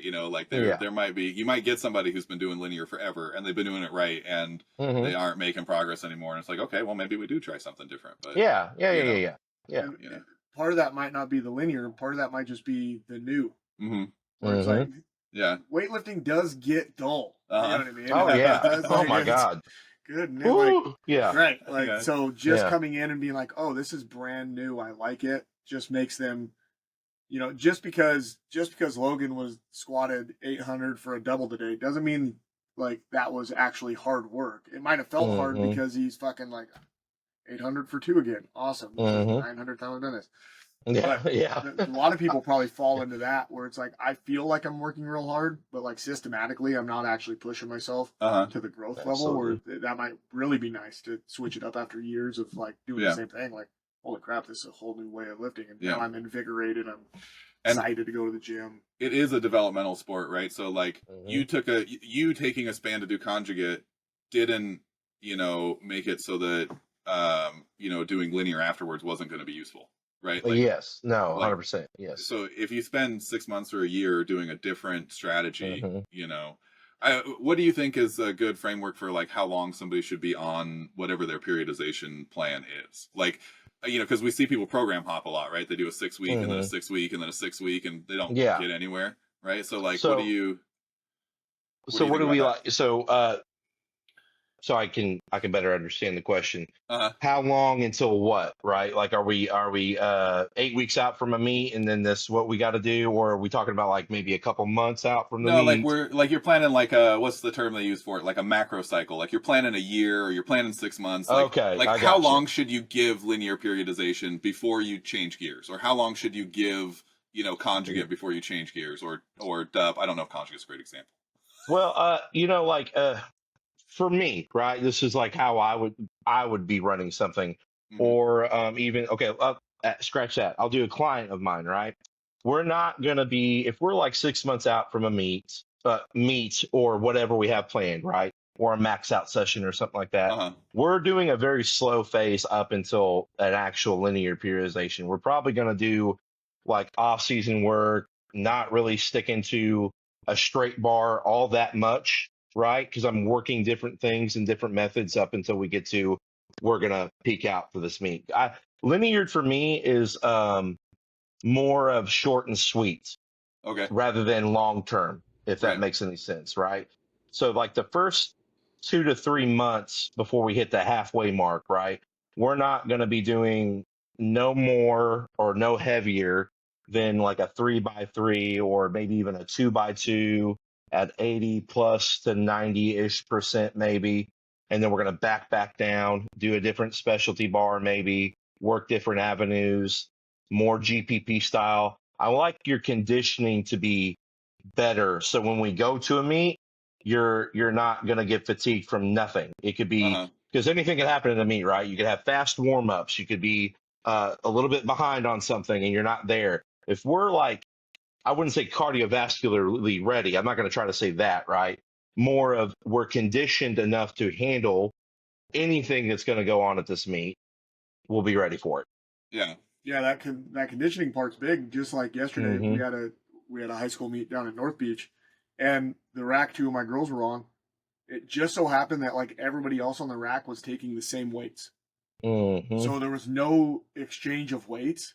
So it was like ready, ready, ready, ready, ready, ready, ready. Yeah. And then my two girls were much stronger. They took a little bit of time there, but like I literally was like walking over and like adjust, like, oh, it's a little loose. Let me adjust the weight, trying to get my girls like a couple seconds more. Like it was really rapid, the pace that they were able to fire this off. I was like, holy crap, I've never seen a rack go this damn fast. So like, I've been in meets where like, you would have, all the time in the world. I had like literally the meet director come up to me one time and it was like, hey, you dictate the whole thing. So you let me know when you're ready and then we'll kind of go on from there. I'm not trying to say that I got anything from that, right? He was just saying in the sense of, you're the biggest lifter today. Yeah. I want to make sure that you have the time to warm up that you need to. Yes. And you were standing there with brass knuckles that had barbs on them. Yeah, just hoping that you hear the right, I was like, the right hey, message. buddy. Well, especially if you're wraps, like, yes, like take the wraps off, go over, sit down, start rolling them just to put them back on. Like, it's just a pain in the ass. Yeah. But yeah. So. Yeah, my warm-ups would be different on like wrap, even like wrap meets. I was a different wrapped lifter than you probably like see most wrapped lifters lift, and even in their programming and stuff. I never, I only touched wraps when I was 3 weeks out from a meet. Yeah. Yeah. I Just would in the not, back half of the peak. literally, that was it. I would take my wraps on the heaviest time that I would be lifting. And then after that, it was just wait till the meet. Because again, when I got into my later years anyway, I didn't really need to know how to use the wraps. I already know how to use the wraps, right? Right. And even when I was younger, I was already more skilled than most wrap lifters to begin with. So I would, in my thought process, like processing in my head, thinking, well, if my raw squat gets better, throwing this out here, your rack squat's going to get better. So, unless you've maybe done wraps 3 or 4 times in your whole fucking life, right? Yeah. Then we probably need to be like 5 or 6 weeks out, kind of dialing the wraps in, right? But to me, it's not necessary to keep compounding joints with wraps constantly to try to get more weight. That doesn't make any sense to me. It never made sense to me. Yeah, and I think that's a good bit of wisdom for people because when you do wraps or a squat suit or a bench shoot or whatever, you're into the neighborhood of supra maximal weights, right? Those are above what you can do without them. And so, those last 3 weeks where you're doing with wraps, you might be touching weights every workout that are above your raw max. Right? Absolutely. And that's a lot for like your hips and your back and your, for the whole rest of you to manage. Right. And so like spending, again, absolute numbers and relative numbers both matter. Right. So like when you are getting into that over 100% range, then you're going to feel it. And well, you're also kind of asking for it if you don't pay attention to what you're doing too. Yeah. If we're just going to keep like overloading our system to the point where we build up so much fatigue, what do you think is going to happen at that meet? You're not going to be able to recover. You're not you need to think smarter instead of do things harder all the time. If that, Yeah. Yeah. And it really does matter, I haven't done a meet in ages. I was going to do a full meet in like 2017, and then I pissed off an old knee injury, and so I was like, I already paid for it. I'm still going to go bench and deadlift, right?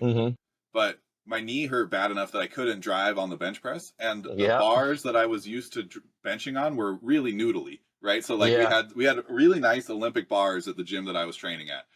Not really nice bench, squat, deadlift bars, right? Well, they're pretty good for deadlift because they had a little whip to them. Yeah. But one of the things I realized afterwards is, I was really trying to practice my pause to get ready, and I wanted to go in and I wanted to bench press like 425 or 440. I really wanted 440. I really wanted to do 200 kilograms. And I remember I brought that stiff bar off and I brought it down to my chest, and then I was like bobbling because I was used to a whippy bar, and where you have to like counter the whippy bar.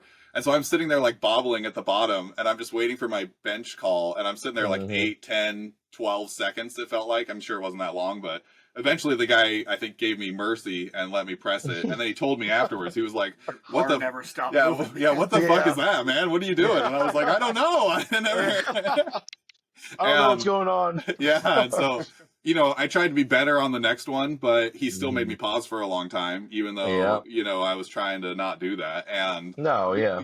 that's a good piece of meat advice for people. Don't get on the judge's radar on your first lift. Make your first lift clean. Yes. Yeah, every lift clean. You know what I mean? Like every lift should be cleaned. You should never leave anything in the hands of the judges. But like to go off of what you just said there, that's a prime example of why I program every bench session that we ever do, team, not client, overseas, doesn't matter what I'm doing. Everyone's going to have a pause on their bench press. Yeah. You're not touching going anything ever. Yeah. You're not. Yeah. You're not. Yeah. It's just not going to happen. So that, even though I was just going to have a push pull and have some fun, I was like, maybe I'll get a little over, maybe I'll get $1,000 or 1,100, for a push pull total. It'll be fun. And I think I ended up, I only got maybe my opener on bench at like 385, and I only got my opener on deadlift. Deadlifting on a stiff bar was super weird too. Like I kept trying to fall over, and then when I tried to counter it and sit back a little more, my knee hurt really bad, and I was like, this just sucks. Like no matter what I do, I'm having a bad time here. Yes, 100%. Miserable meat.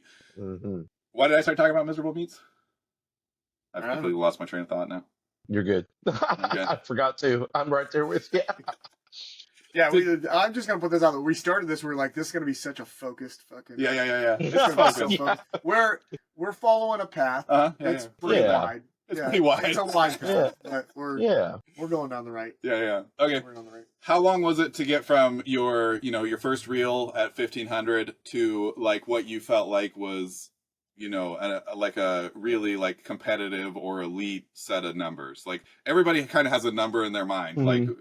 So maybe for most people, like for a bigger guy, that's probably going to be like 17 to 19 or something, where you think like, oh yeah, I'm at the show now, right? Yeah. So how long did it take you to get from from that first real meet? 1,500 is very strong. Like that's a very strong human being.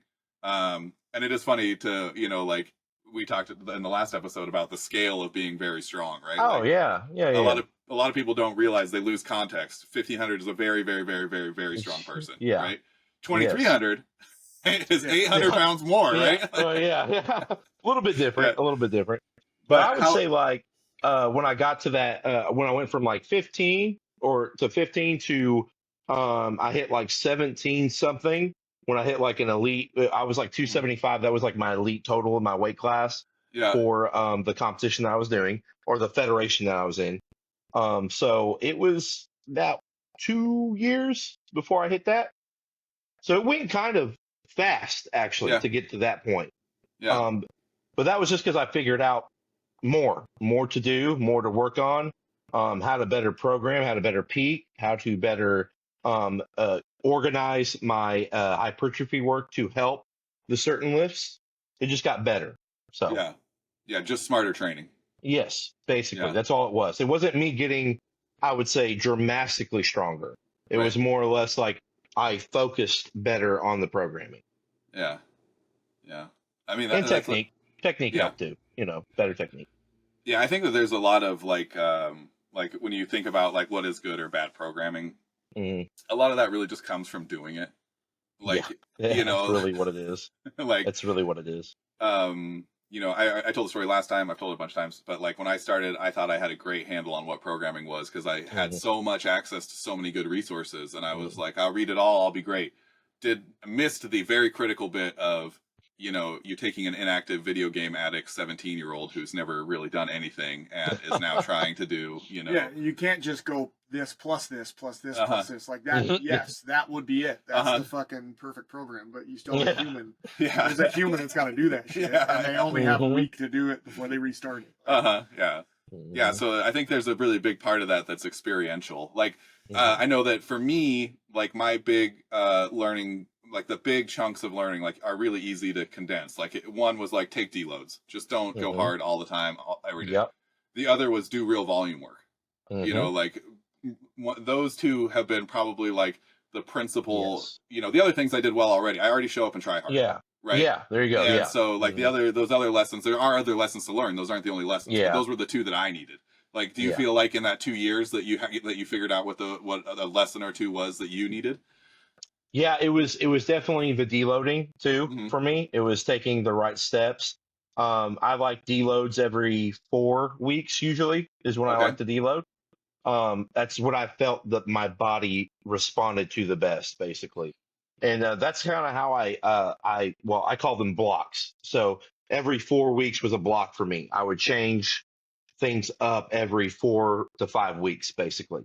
So I Okay. changed the movement. I would do different accessory movements to try to work at, like we were saying before, making my body as well rounded as humanly possible up until we got to the last, like, I would say 8 weeks before the meet kind of a thing. That's when things became really specific, less about the hypertrophy, more about what I'm doing on the bar. Yeah. Yeah. Yeah. Yeah. And how far away did you feel like? I mean, I know you mentioned doing the conjugate for a while, but like Hmm. when you're looking at those other lifts, are you trying to stay kind of in that lane, in those blocks of like it's a high bar or it's a low bar or it's a safety squat or it's a front squat, or are you getting pretty crazy and doing like, do you get all the way to like I'm gonna get a yoke and I'm gonna get some chains and I'm gonna do a split squat, and like Yeah. how far away from your movement do Chain you get? yoke split squat. Yeah, yeah, yeah. So, Got what I'm doing tomorrow. yeah, yeah, that's a good one. I'm gonna incorporate that next week and see how that goes. I'll let y'all know. Yeah. Um, so from that 15 to like the 1700, it was really just simple. I would do my low bar squat. I would maybe do a low bar pause squat. Okay. That was what benefited me the most. When I went from like a 600-pound squat to a 675 squat, just doing pause. Yeah. Literally just helped me like that. So in my head, it was like, all right, we're gonna keep doing that until it just doesn't work anymore, really. Right. And then it was okay. Instead of okay, I already did low bar. Let's do high bar pause squats. See what that Yeah. does. Oh, that gave me another 25 pounds on the bar now. So that's where like the I'm finding nuances basically up until that 1750-ish range, right? Yeah. And then after that is where I needed to dial back on the straight bar and Uh-huh. move more into specifics Right. basically. Yeah. Yeah. Yeah. Did you go through a period when you were getting up like 700 or 800 pounds on the back squat where like part of your motivation was just like we talked about last time, where like you'd put the bar on your back and it just was like it felt like it was lighting your body on fire, like it was just too much bar on your back? Yeah. So you want me to be completely frank with y'all. It never felt good until I had like 800 pounds on my back. Yeah. It never felt good. Nothing. All the warm-ups felt like shit. It would hurt. My hips would hurt. My knees would hurt. And then I get to 750, like a last warm-up until, when I was in the 800-pound range, I get to 750 and it was like, oh, this is awesome. This is great. I don't hurt no more. Great.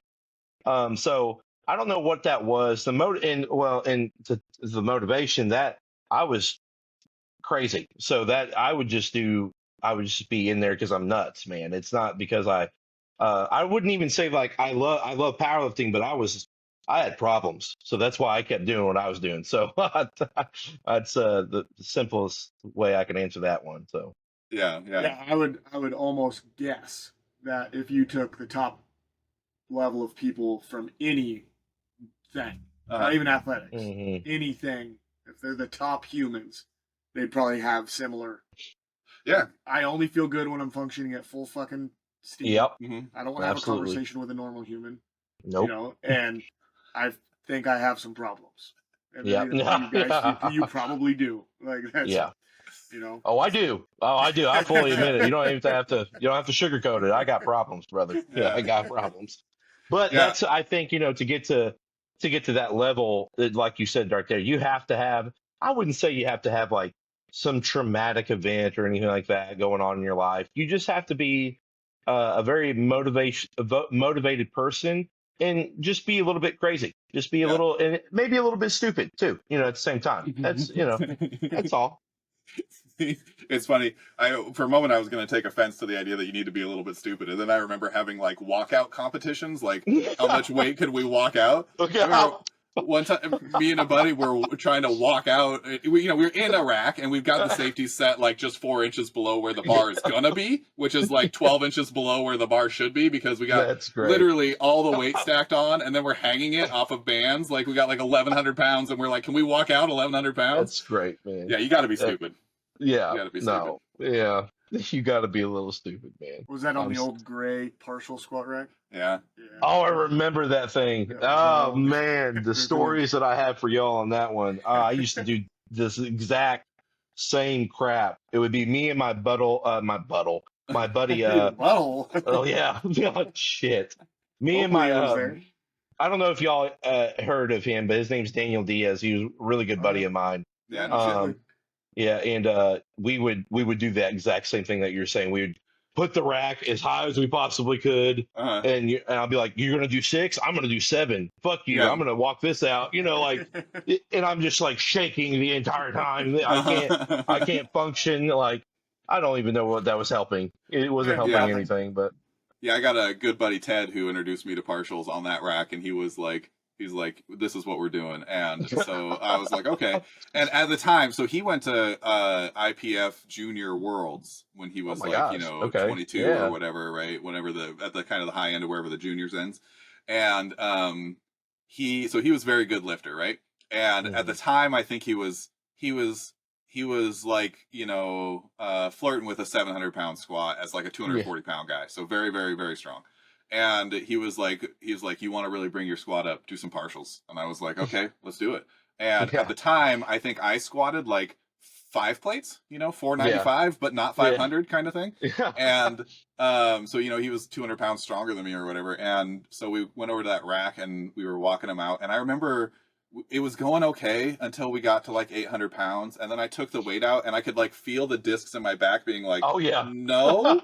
Like they were just like sliding. Like, Yeah. and I was You like, have oh, no this support. is I was like, oh, this is too much. Yeah. That's when you know it's working. That's when you know it's Yeah. working, because it's challenging the intercostal muscles. Yeah. When you slip a disc, you know you're doing it right, kind of a thing. Yeah. So that was real dumb. By the end of that rack, by the time we got rid of it, like the little like metal arms didn't even fit anymore because it had been like bowed out from how heavy people have fucking like big steel rack had just been Yeah. bowed. Those are good It times. was in there for 30 years of being hammered. I mean, Yeah. Yeah. when are you Oh, gonna yeah. stop? Okay, so obviously we were doing that if we want to get from a 600 to an 800-pound squat. Of course. Yeah. No, yeah, obviously. Yeah, you got to do You still that. see that a lot. Super heavy partials Yeah. is still in Oh, a yeah. ton of people's programming nowadays. Yeah. Yeah, so I think that's a good takeaway, though, because you weren't getting very far away from your competition squat. No, and yeah. getting dividends, right? Just doing high Yes. bar, just doing a pause. Yes. And then maybe moving on to like what are the curved ones called? A buffalo bar or a duffalo Yeah, bar like a or bow safety bar, squat yeah, later on. Yeah, Mhm. bow bar, yeah. A little later on. Mhm. Okay. So you hit that 1,700-pound squat. You mentioned last time you hit that 1,700-pound. You mentioned last time you hit that 1,700-pound squat, and you were like, or not squat, total. Jesus, Total. falling Yeah, apart. you're good, man. Yeah. We'll edit that. We're not going to edit this Yeah. out. We're going to save my embarrassment for everybody to enjoy. We've never edited in or out anything we've Yeah. said. So. You mentioned before you hit that 1,700-pound total, and it was like a redoubling. Like you hit it, and you were like, "Hell yeah, I'm doing this for real." Yeah. And so, what was the next couple steps like in your training between there and $2,000 or 1,900 or whatever the next big hurdle was? Yeah, the next one was like after that 17 something, it went to 1973, something like that. From then to there, there was a multitude of things that happened. I had like a couple people that were a part of the gym, kind of, that were talking shit about all the people at this gym that aren't going to amount to anything in powerlifting, and I took really offense took it personal. to that. Oh, I took it man, it changed my life forever. Yeah. And I took real offense to it, and I knew from then on, because that last meet when I hit that 1750 something, I still only benched 365, and I was like, something has got to change, because I cannot keep benching mid 300s and squatting and deadlifting in the 700s. It doesn't make any sense. So we cracked down big time. I was doing a lot of different, like I was building my upper body. That's when I started incorporating a lot more bodybuilding-esque things in my system. So um like let's just say we take a 6 month example, 3 months of it was like off season work where I'm hammering different bar patterns and different movements in general. I'm hammering my arms, my traps, my rear delts, front delts. I'm getting bigger Yeah. basically, and I'm going to Sonic every day and I'm eating 5 double cheeseburgers, and like I'm literally doing everything humanly possible to get as big and as strong as I humanly could at that point in time. I even quit a job to do it. So like they kept scheduling me at the wrong time, and I was like, yeah, you can go fuck yourself. I'm It's my quitting. cheeseburger Yeah, time. exactly. And so I took it real that's stupid. Don't quit your job for powerlifting. It's not going to pay your bills. Just I just quit it Hang on now, because hang on now, hang yeah. on now. Well, I mean, because If you're pretty yeah, enough, it might pay. You might maybe make some money. yeah, you might. Yeah, you're right about that. I am not. So there you go on that one. So it did not work out very well. And I kept thinking to myself, because I was getting stronger, I came in, was benching 405 for a double. I was already repping 700 again on squat. I was like, okay, I'm getting, this is it. I'm going to make it. Logan's going to make it big, basically. So, it was really just I switched, I flipped the switch big time. And I wouldn't even say it was more of the programming than more of mental for me at that point. It Yeah, was really just I hunkered down and I did the most amount of shit that I can humanly do in yeah, one sitting. In one yeah, sitting. yeah. A lot of people don't understand that whatever your sport is, because this Yes. podcast, we mostly started this podcast because we love training for sport, right? And Yeah. Oh yeah. powerlifting Yeah. counts, right? But like Yes. whatever your sport is, if you really, really do it, it's like a full time job, you know. Absolutely. Yeah. And so, like, you think like, okay, well, I'm going to go play basketball for 2 or 3 hours a day, and Hmm. then I'm going to have a little weight session. You also probably need to be moving a little bit when you're not on Hmm. the court. You probably also need to be making sure your food is good. You probably also need to Yeah. be making sure you're sleeping. You probably Oh also, Rehab, yeah. rehab. yeah, Hmm. getting your life stresses. Like that you're going Yes. around and you're checking off those boxes. Like this job Hmm. is too stressful for me to, continue to train Exactly. at the level I am. So I got to go find a different thing, right? Hmm. Like when you really, really, really do it, it's not a small investment of your time and energy. No. Like I would be spending I'm not gonna lie to y'all, it would be almost 8 hours in the gym every day. Yeah, I would be in the gym, probably set now, granted, I'm not working out those like 7 days a week, but I would just be in there because I just had friends and teammates that were doing hmm it too. I wanted to be there for them. So I'm not kidding when I'm saying like I would be spending like almost a 10-hour day at the gym 7 days a week. yeah, It yeah, was Yeah, ridiculous. a good gym culture is Yeah. great though. Like Kyle Oh was yeah. working up at a small gym here in town, and it was like Hmm. you just people the workouts would be an hour and 15 minutes, but Hmm. people would just be in there for 4 hours. yeah, yeah, yeah, Oh yeah. yeah. It was probably great for Cofield because he's probably never alone the whole time, or it sucked because he never got any work done. No, it was He had to my work afterwards. that was really the phase of my life where I got to learn how to socialize with people. Like, Right. and I mean Hmm. that in a non-ironic way. Like, I didn't, Yeah. I didn't know how to make friends before I had to be in the place for 8 hours with the Yeah. same people.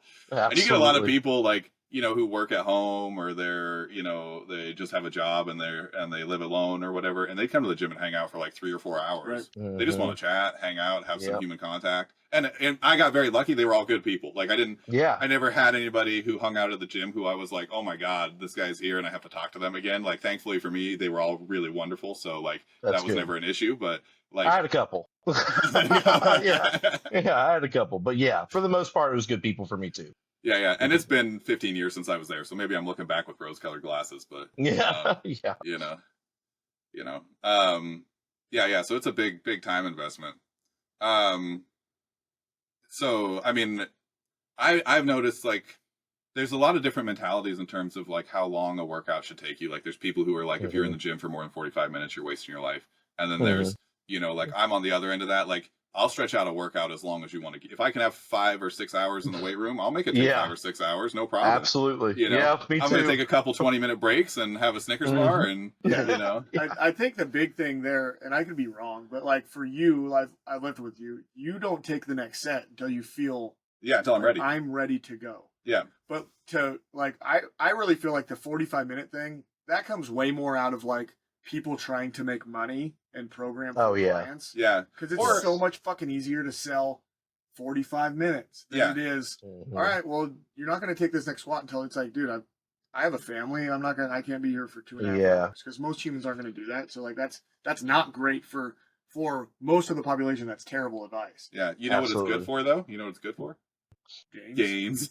Yeah, that's right. That's right. Yeah, but it's just like the Absolutely. gym model. Like, is the gym making money because it's getting people stronger? No. No, it's really making money hoping you don't show the hell up. Absolutely. If everybody had a membership, showed up at once, that shit would fail. Well, there are gyms that do that. Like, you know, that was kind of the CrossFit model, but then it was $200 a month for a membership. Yeah. yeah, Right. So Yeah. because Ridiculous. everybody Yeah. shows up and they're getting better, but that means there's only so many slots. Yeah. because everybody's Mhm. showing up when it's open. Yeah, you schedule workout times and you have people work in Right. cohorts and, you know, as groups and You can- do all that kind of You stuff. can charge less because I could put 1,000 people in here because I know 900 of them never come. Yeah. Yeah. But if you only have the 100 who actually are coming. Yeah, if ever it's 1,000 expensive. came, you'd just be like, there'd just be people standing in the damn parking lot. Like, No kidding. Yeah. Yeah. So discipline, being structured, doing all the stuff. Absolutely. Did you were you pretty well siloed? Like, did you spend most of that time at your gym, or did you like try to travel or reach out to people? Like, were you blowing up Ed Cohen's phone, being like, "Hey, man, talk to me about big totals"? So no, not really. I was a lone wolf, to be honest Okay. with you, when it came to that department. Now I had my buddies at the gym, of course, that always would help me and stuff like Mhm. that. And I was really fortunate enough to have a team that kept me to a standard. They did Mhm. not they didn't like go, oh, Logan squatted 800 pounds. That was so great. It doesn't matter if it's like 5 inches high. Like I didn't want that. I'd literally get mad at them if they told, like I'd watch the video over. I'm like, why didn't you tell me that I Yeah. squatted Yeah. high? I need to You had know. those brass you know? knuckles in your hand again. Yeah. Yeah, I'm like, yeah, I'm telling you. And like, so it's important to have like it is like going back to that gym culture, like you all are talking about. It is important to have a group of people. It could be just one for all I care. Mhm. That are going to keep you to a standard. You don't need to talk to everybody underneath the sun to get stronger. Like from 1750, my elite total, to 2285, I did all on my own. Yeah. I didn't have a coach. I didn't talk to nobody. I didn't discuss anything with anybody. I didn't try to learn methods or anything like that. I would just do research, of course, do my due diligence on that, and learn what worked and what didn't work for me to get stronger. Yeah. Only until after the 2285 is where I kind of like was starting to fuck up a little bit in training, and I needed help. I needed guidance at that point Mhm.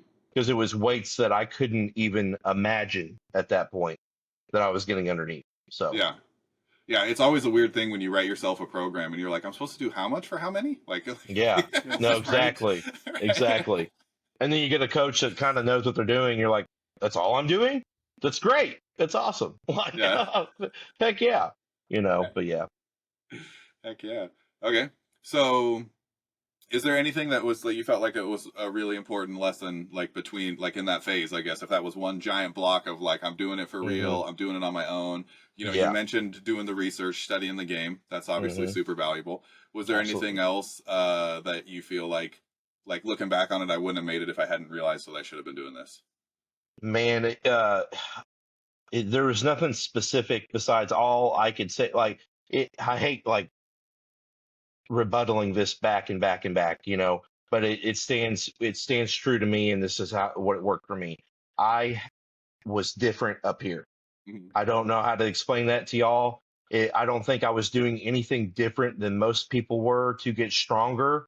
It was more or less like I had the intention of being literally the best powerlifter in the world. I wanted to be the best in the world, Yeah. and no one could tell me otherwise. Yeah. And I think that's literally what carried me from that 19 something to 2285. Like I had this everybody's out to get me. No one likes me. I need to be the best. I'm going to prove all these people wrong, kind of a thing. And even though there probably wasn't any of that going on, it Yeah. was just I put a mindset in myself to yeah. I was nuts, man. Like I keep telling everybody this. It wasn't because of anything different besides I walked in that motherfucker and I knew that I was going to be the strongest person to ever walk the face of the earth. Yeah. Yeah, you hear a lot of people in the space talk about motivation versus discipline or Hmm. whatever, but it sounds like it's just commitment. Yeah, it Like, is. It like, is, man. It is. because And belief, like belief in yourself. I feel like, again, the mindset thing, it's like if you can give yourself one thing in your life, mhm, trust yourself and believe in yourself, you can fucking do anything. I promise. Like I literally promise anybody that. If you truly believe in something that you're able to do something, it's crazy what your mind can do for you. It mhm, really is. It can really make you believe that that you're yeah. yeah, Yeah. Yes. yeah, Like the big thing there, like let's say if you had two completely identical, everything identical athletes and they're doing the twins. same program, Yes. like a that belief, like the mind, like like the mind muscle connection or whatever. Like Hmm. I won't even discount like a greater belief and intention, like growing a better muscle. Yes. You know what I mean? Hmm. Like I don't know that anybody has even studied that, but that wouldn't be surprising to me if in 50 years we learned like, oh, the brain actually can fucking grow faster with what I mean? Like Hmm. Right. it's like when you play music to a plant and it grows. It's fucking Yeah. stupid. Why does that work? Like, but like that. I'm not even saying that. But just like if you looked over a 4 year and I doubt myself, and you absolutely have every belief that you're going to be the world's strongest, like there's a bunch of shit that I probably would have never noticed. But Hmm. there's a squat day that I came in and I'm like, oh fuck, I'm a little tweaked. I'm not going heavy today. Hmm. But I was like, that belief. I doubt you believe.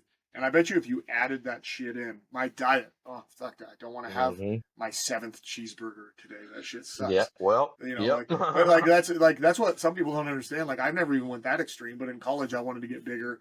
And I was doing like a lower level, like 4,000 calories of Hmm. semi clean. It's like, that's fucking hard, man. Like, Oh, dude. I was waking up and eating cottage cheese, and we've talked about it in the fucking Yeah. in an episode previous. Like cottage cheese is absolutely foul. Uh-huh. But so Yeah. like that belief over time is going to make a big damn difference. Like Hmm. just by little shit adding up. Yeah.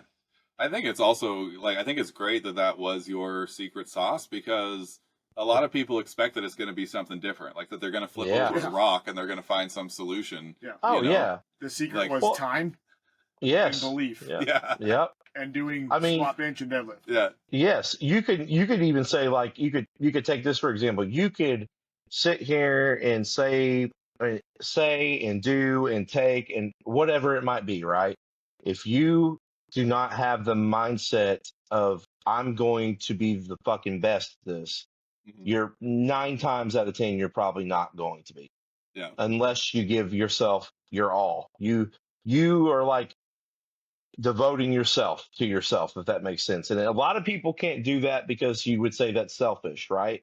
But honestly, I don't even think it's selfishness where I don't believe in it being selfish. I feel like it's fulfilling something that you're truly capable of. hmm, And I look back at this all the time. I made a 16-year-old kid really fucking happy when I squatted that 1,030, man. yeah, And I can't I can't explain to y'all the emotions that ran through me when I really did that. It was like I don't even know. I can't even remotely get to it. So it's different. That's all I got to say. It's different. I've long been a believer, and this is another one of those stupid things. So I don't know that everybody who listens to this needs to take this as real advice, but I've long been a believer that at least once a week I need to do something in the weight room that makes my life flash before my eyes. Like I need to Absolutely. go Yeah. down on, I need to do another squat that I don't think I'm going to survive, right? Or I swear. whatever, right? Yeah. And I think that that's really valuable. How much different was hitting that 1,030 from just those workouts where you're like, I'm gonna die if I do this, and then you do it anyway. So it really hit me on my first ever 1,000-pound squat. Not really the 1,030 or even the 1,000 before the 1,030, because I squatted 1,000 twice at that meet actually. Yeah. And so the first one was 1,005, and I shit you not, I tell this to everybody. It only looks like it took me like 10 or maybe like 5 or 10 seconds to unrack the bar. In actuality, I was pressing on that bar to unrack it for a good solid 60 seconds before it actually unwrapped. Yeah. And when I unracked it, and I barely cleared the hooks, I'm talking about like half an inch cleared the hooks. It was on my back, and I felt my vertebrae collapse on itself. And I was just I looked straight ahead, and I was like, I'm going to fucking die if I don't get this. I'm going to kill everybody around me. I'm going to die if I don't do this. And I just took a big breath, braced against the belt, packed my chin back, and I fucking squatted that motherfucker. And it went. And it went. So, but I felt like I was going to die. If I did 100%. 100%. I was like, if something's going to go wrong, it's going to go wrong here. But at the same time, in my head, I was like, but if I get this, ooh, things are going to be different now. Things are going to be totally different now. And they were. After I hit that 1,005, I was like, I thought my shit didn't stink after that. It was done. It was like, yeah, I'm a 4-digit squatter now. You could kiss my ass, you know. Not to sound like that, but it was a little bit like that. But yeah. Hey, I think you're allowed to rebel it. Yeah, for a little bit. 8 years of work for something that, you know, oh yeah, a handful of people in human history have ever done is pretty cool. Oh yeah. I got a belt that was custom made by a company here in Arkansas. And I kind of live by this a little bit too, because I was talking about being a little bit cocky, a little bit cocky. And it says dominate humbly on the back, but then when you unlatch it and you open it up, but it says but let motherfuckers know. And that's just kind of, I'll keep it at that point, you know. So I let people know. Yeah. Did it take a long time to get that squat out of the rack, like because you were kind of like fighting with the idea of doing it, do you think? Or no, not doing it. Never in my mind was like until I unracked it, it may like maybe cross my mind where I was like, shit, if I don't get this, I'm dead. You know what I mean? Like but when I was going to the rack to get it unracked, basically, I was like, this ain't shit. I'm gonna double it. I'm gonna double it and scare everybody. I did not double it. I'm gonna get red flags on purpose. Yeah, exactly.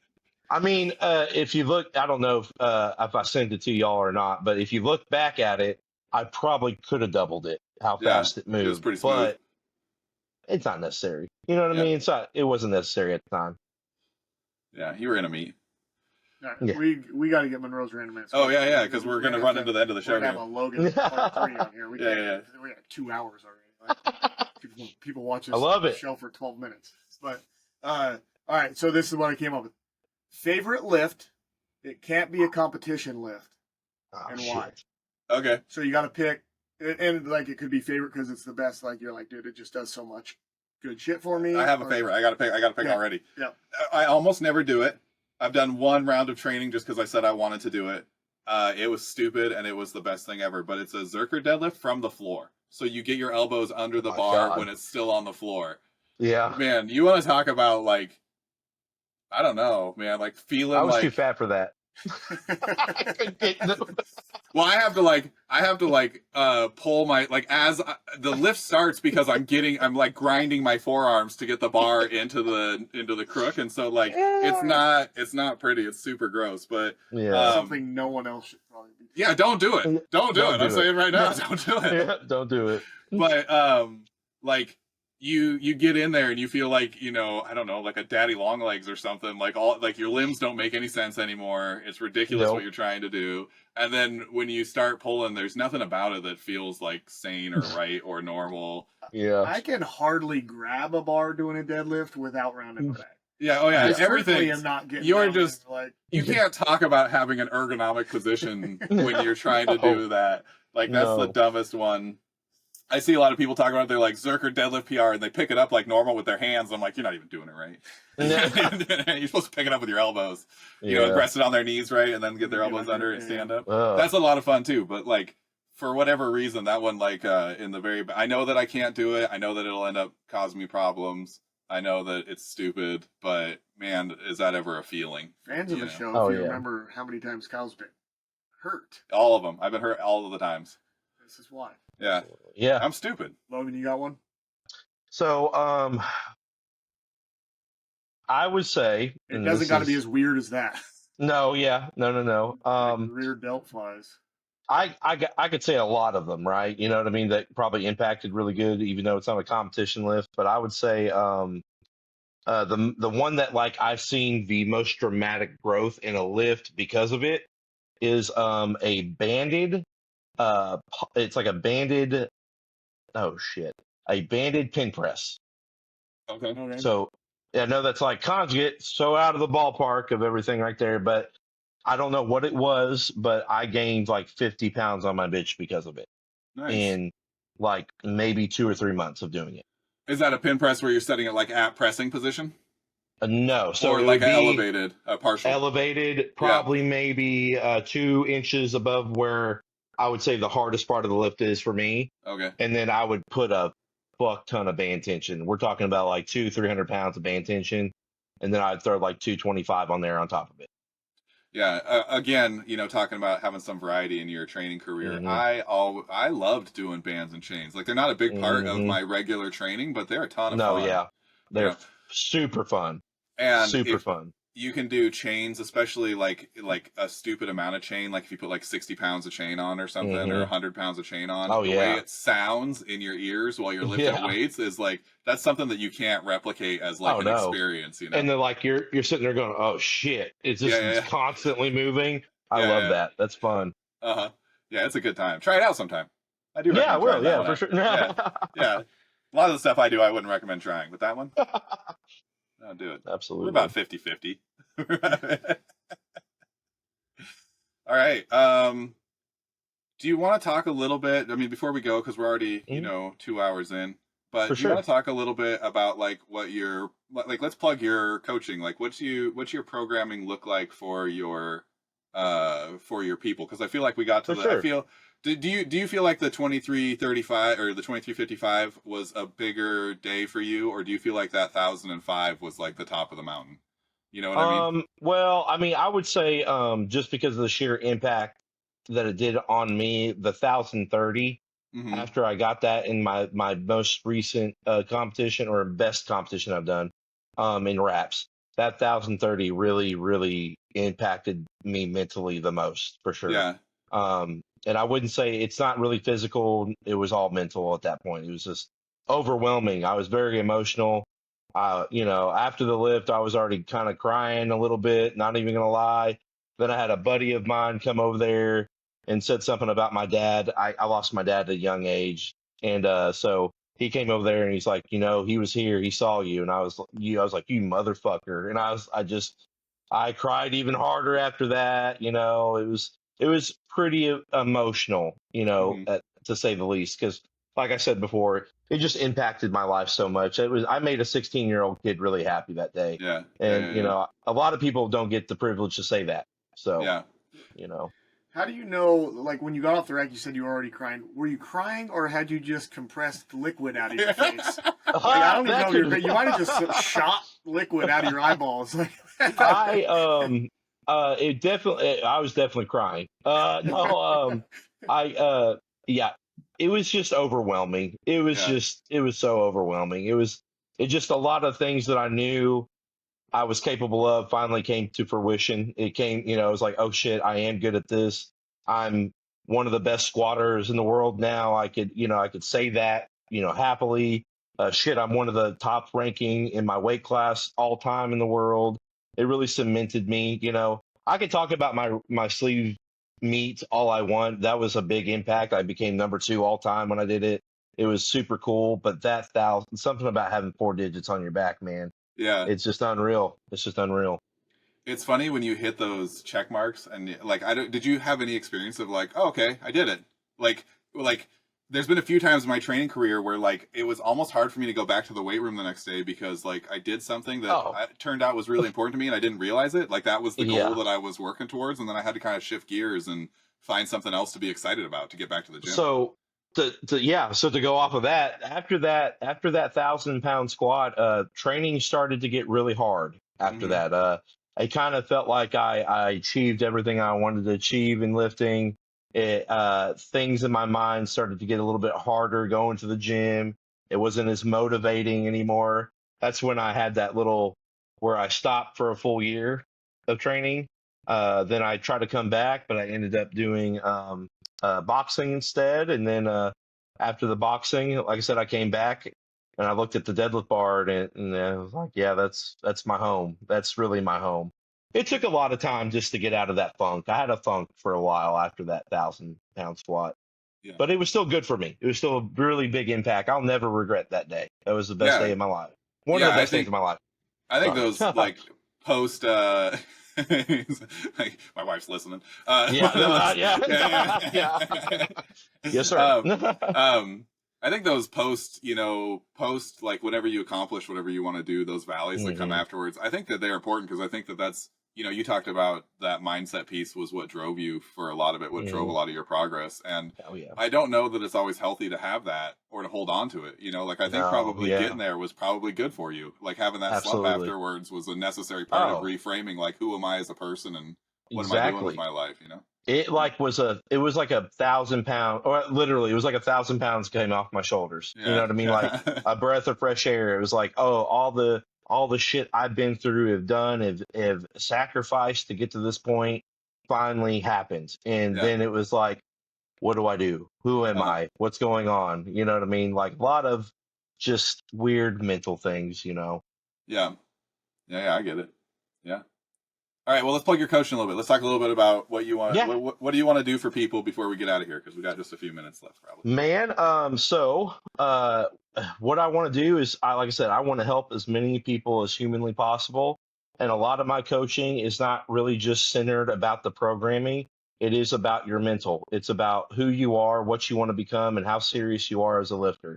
And if I can help impact your life in a positive way, change your life in a positive way, I think you're going to make the most gains.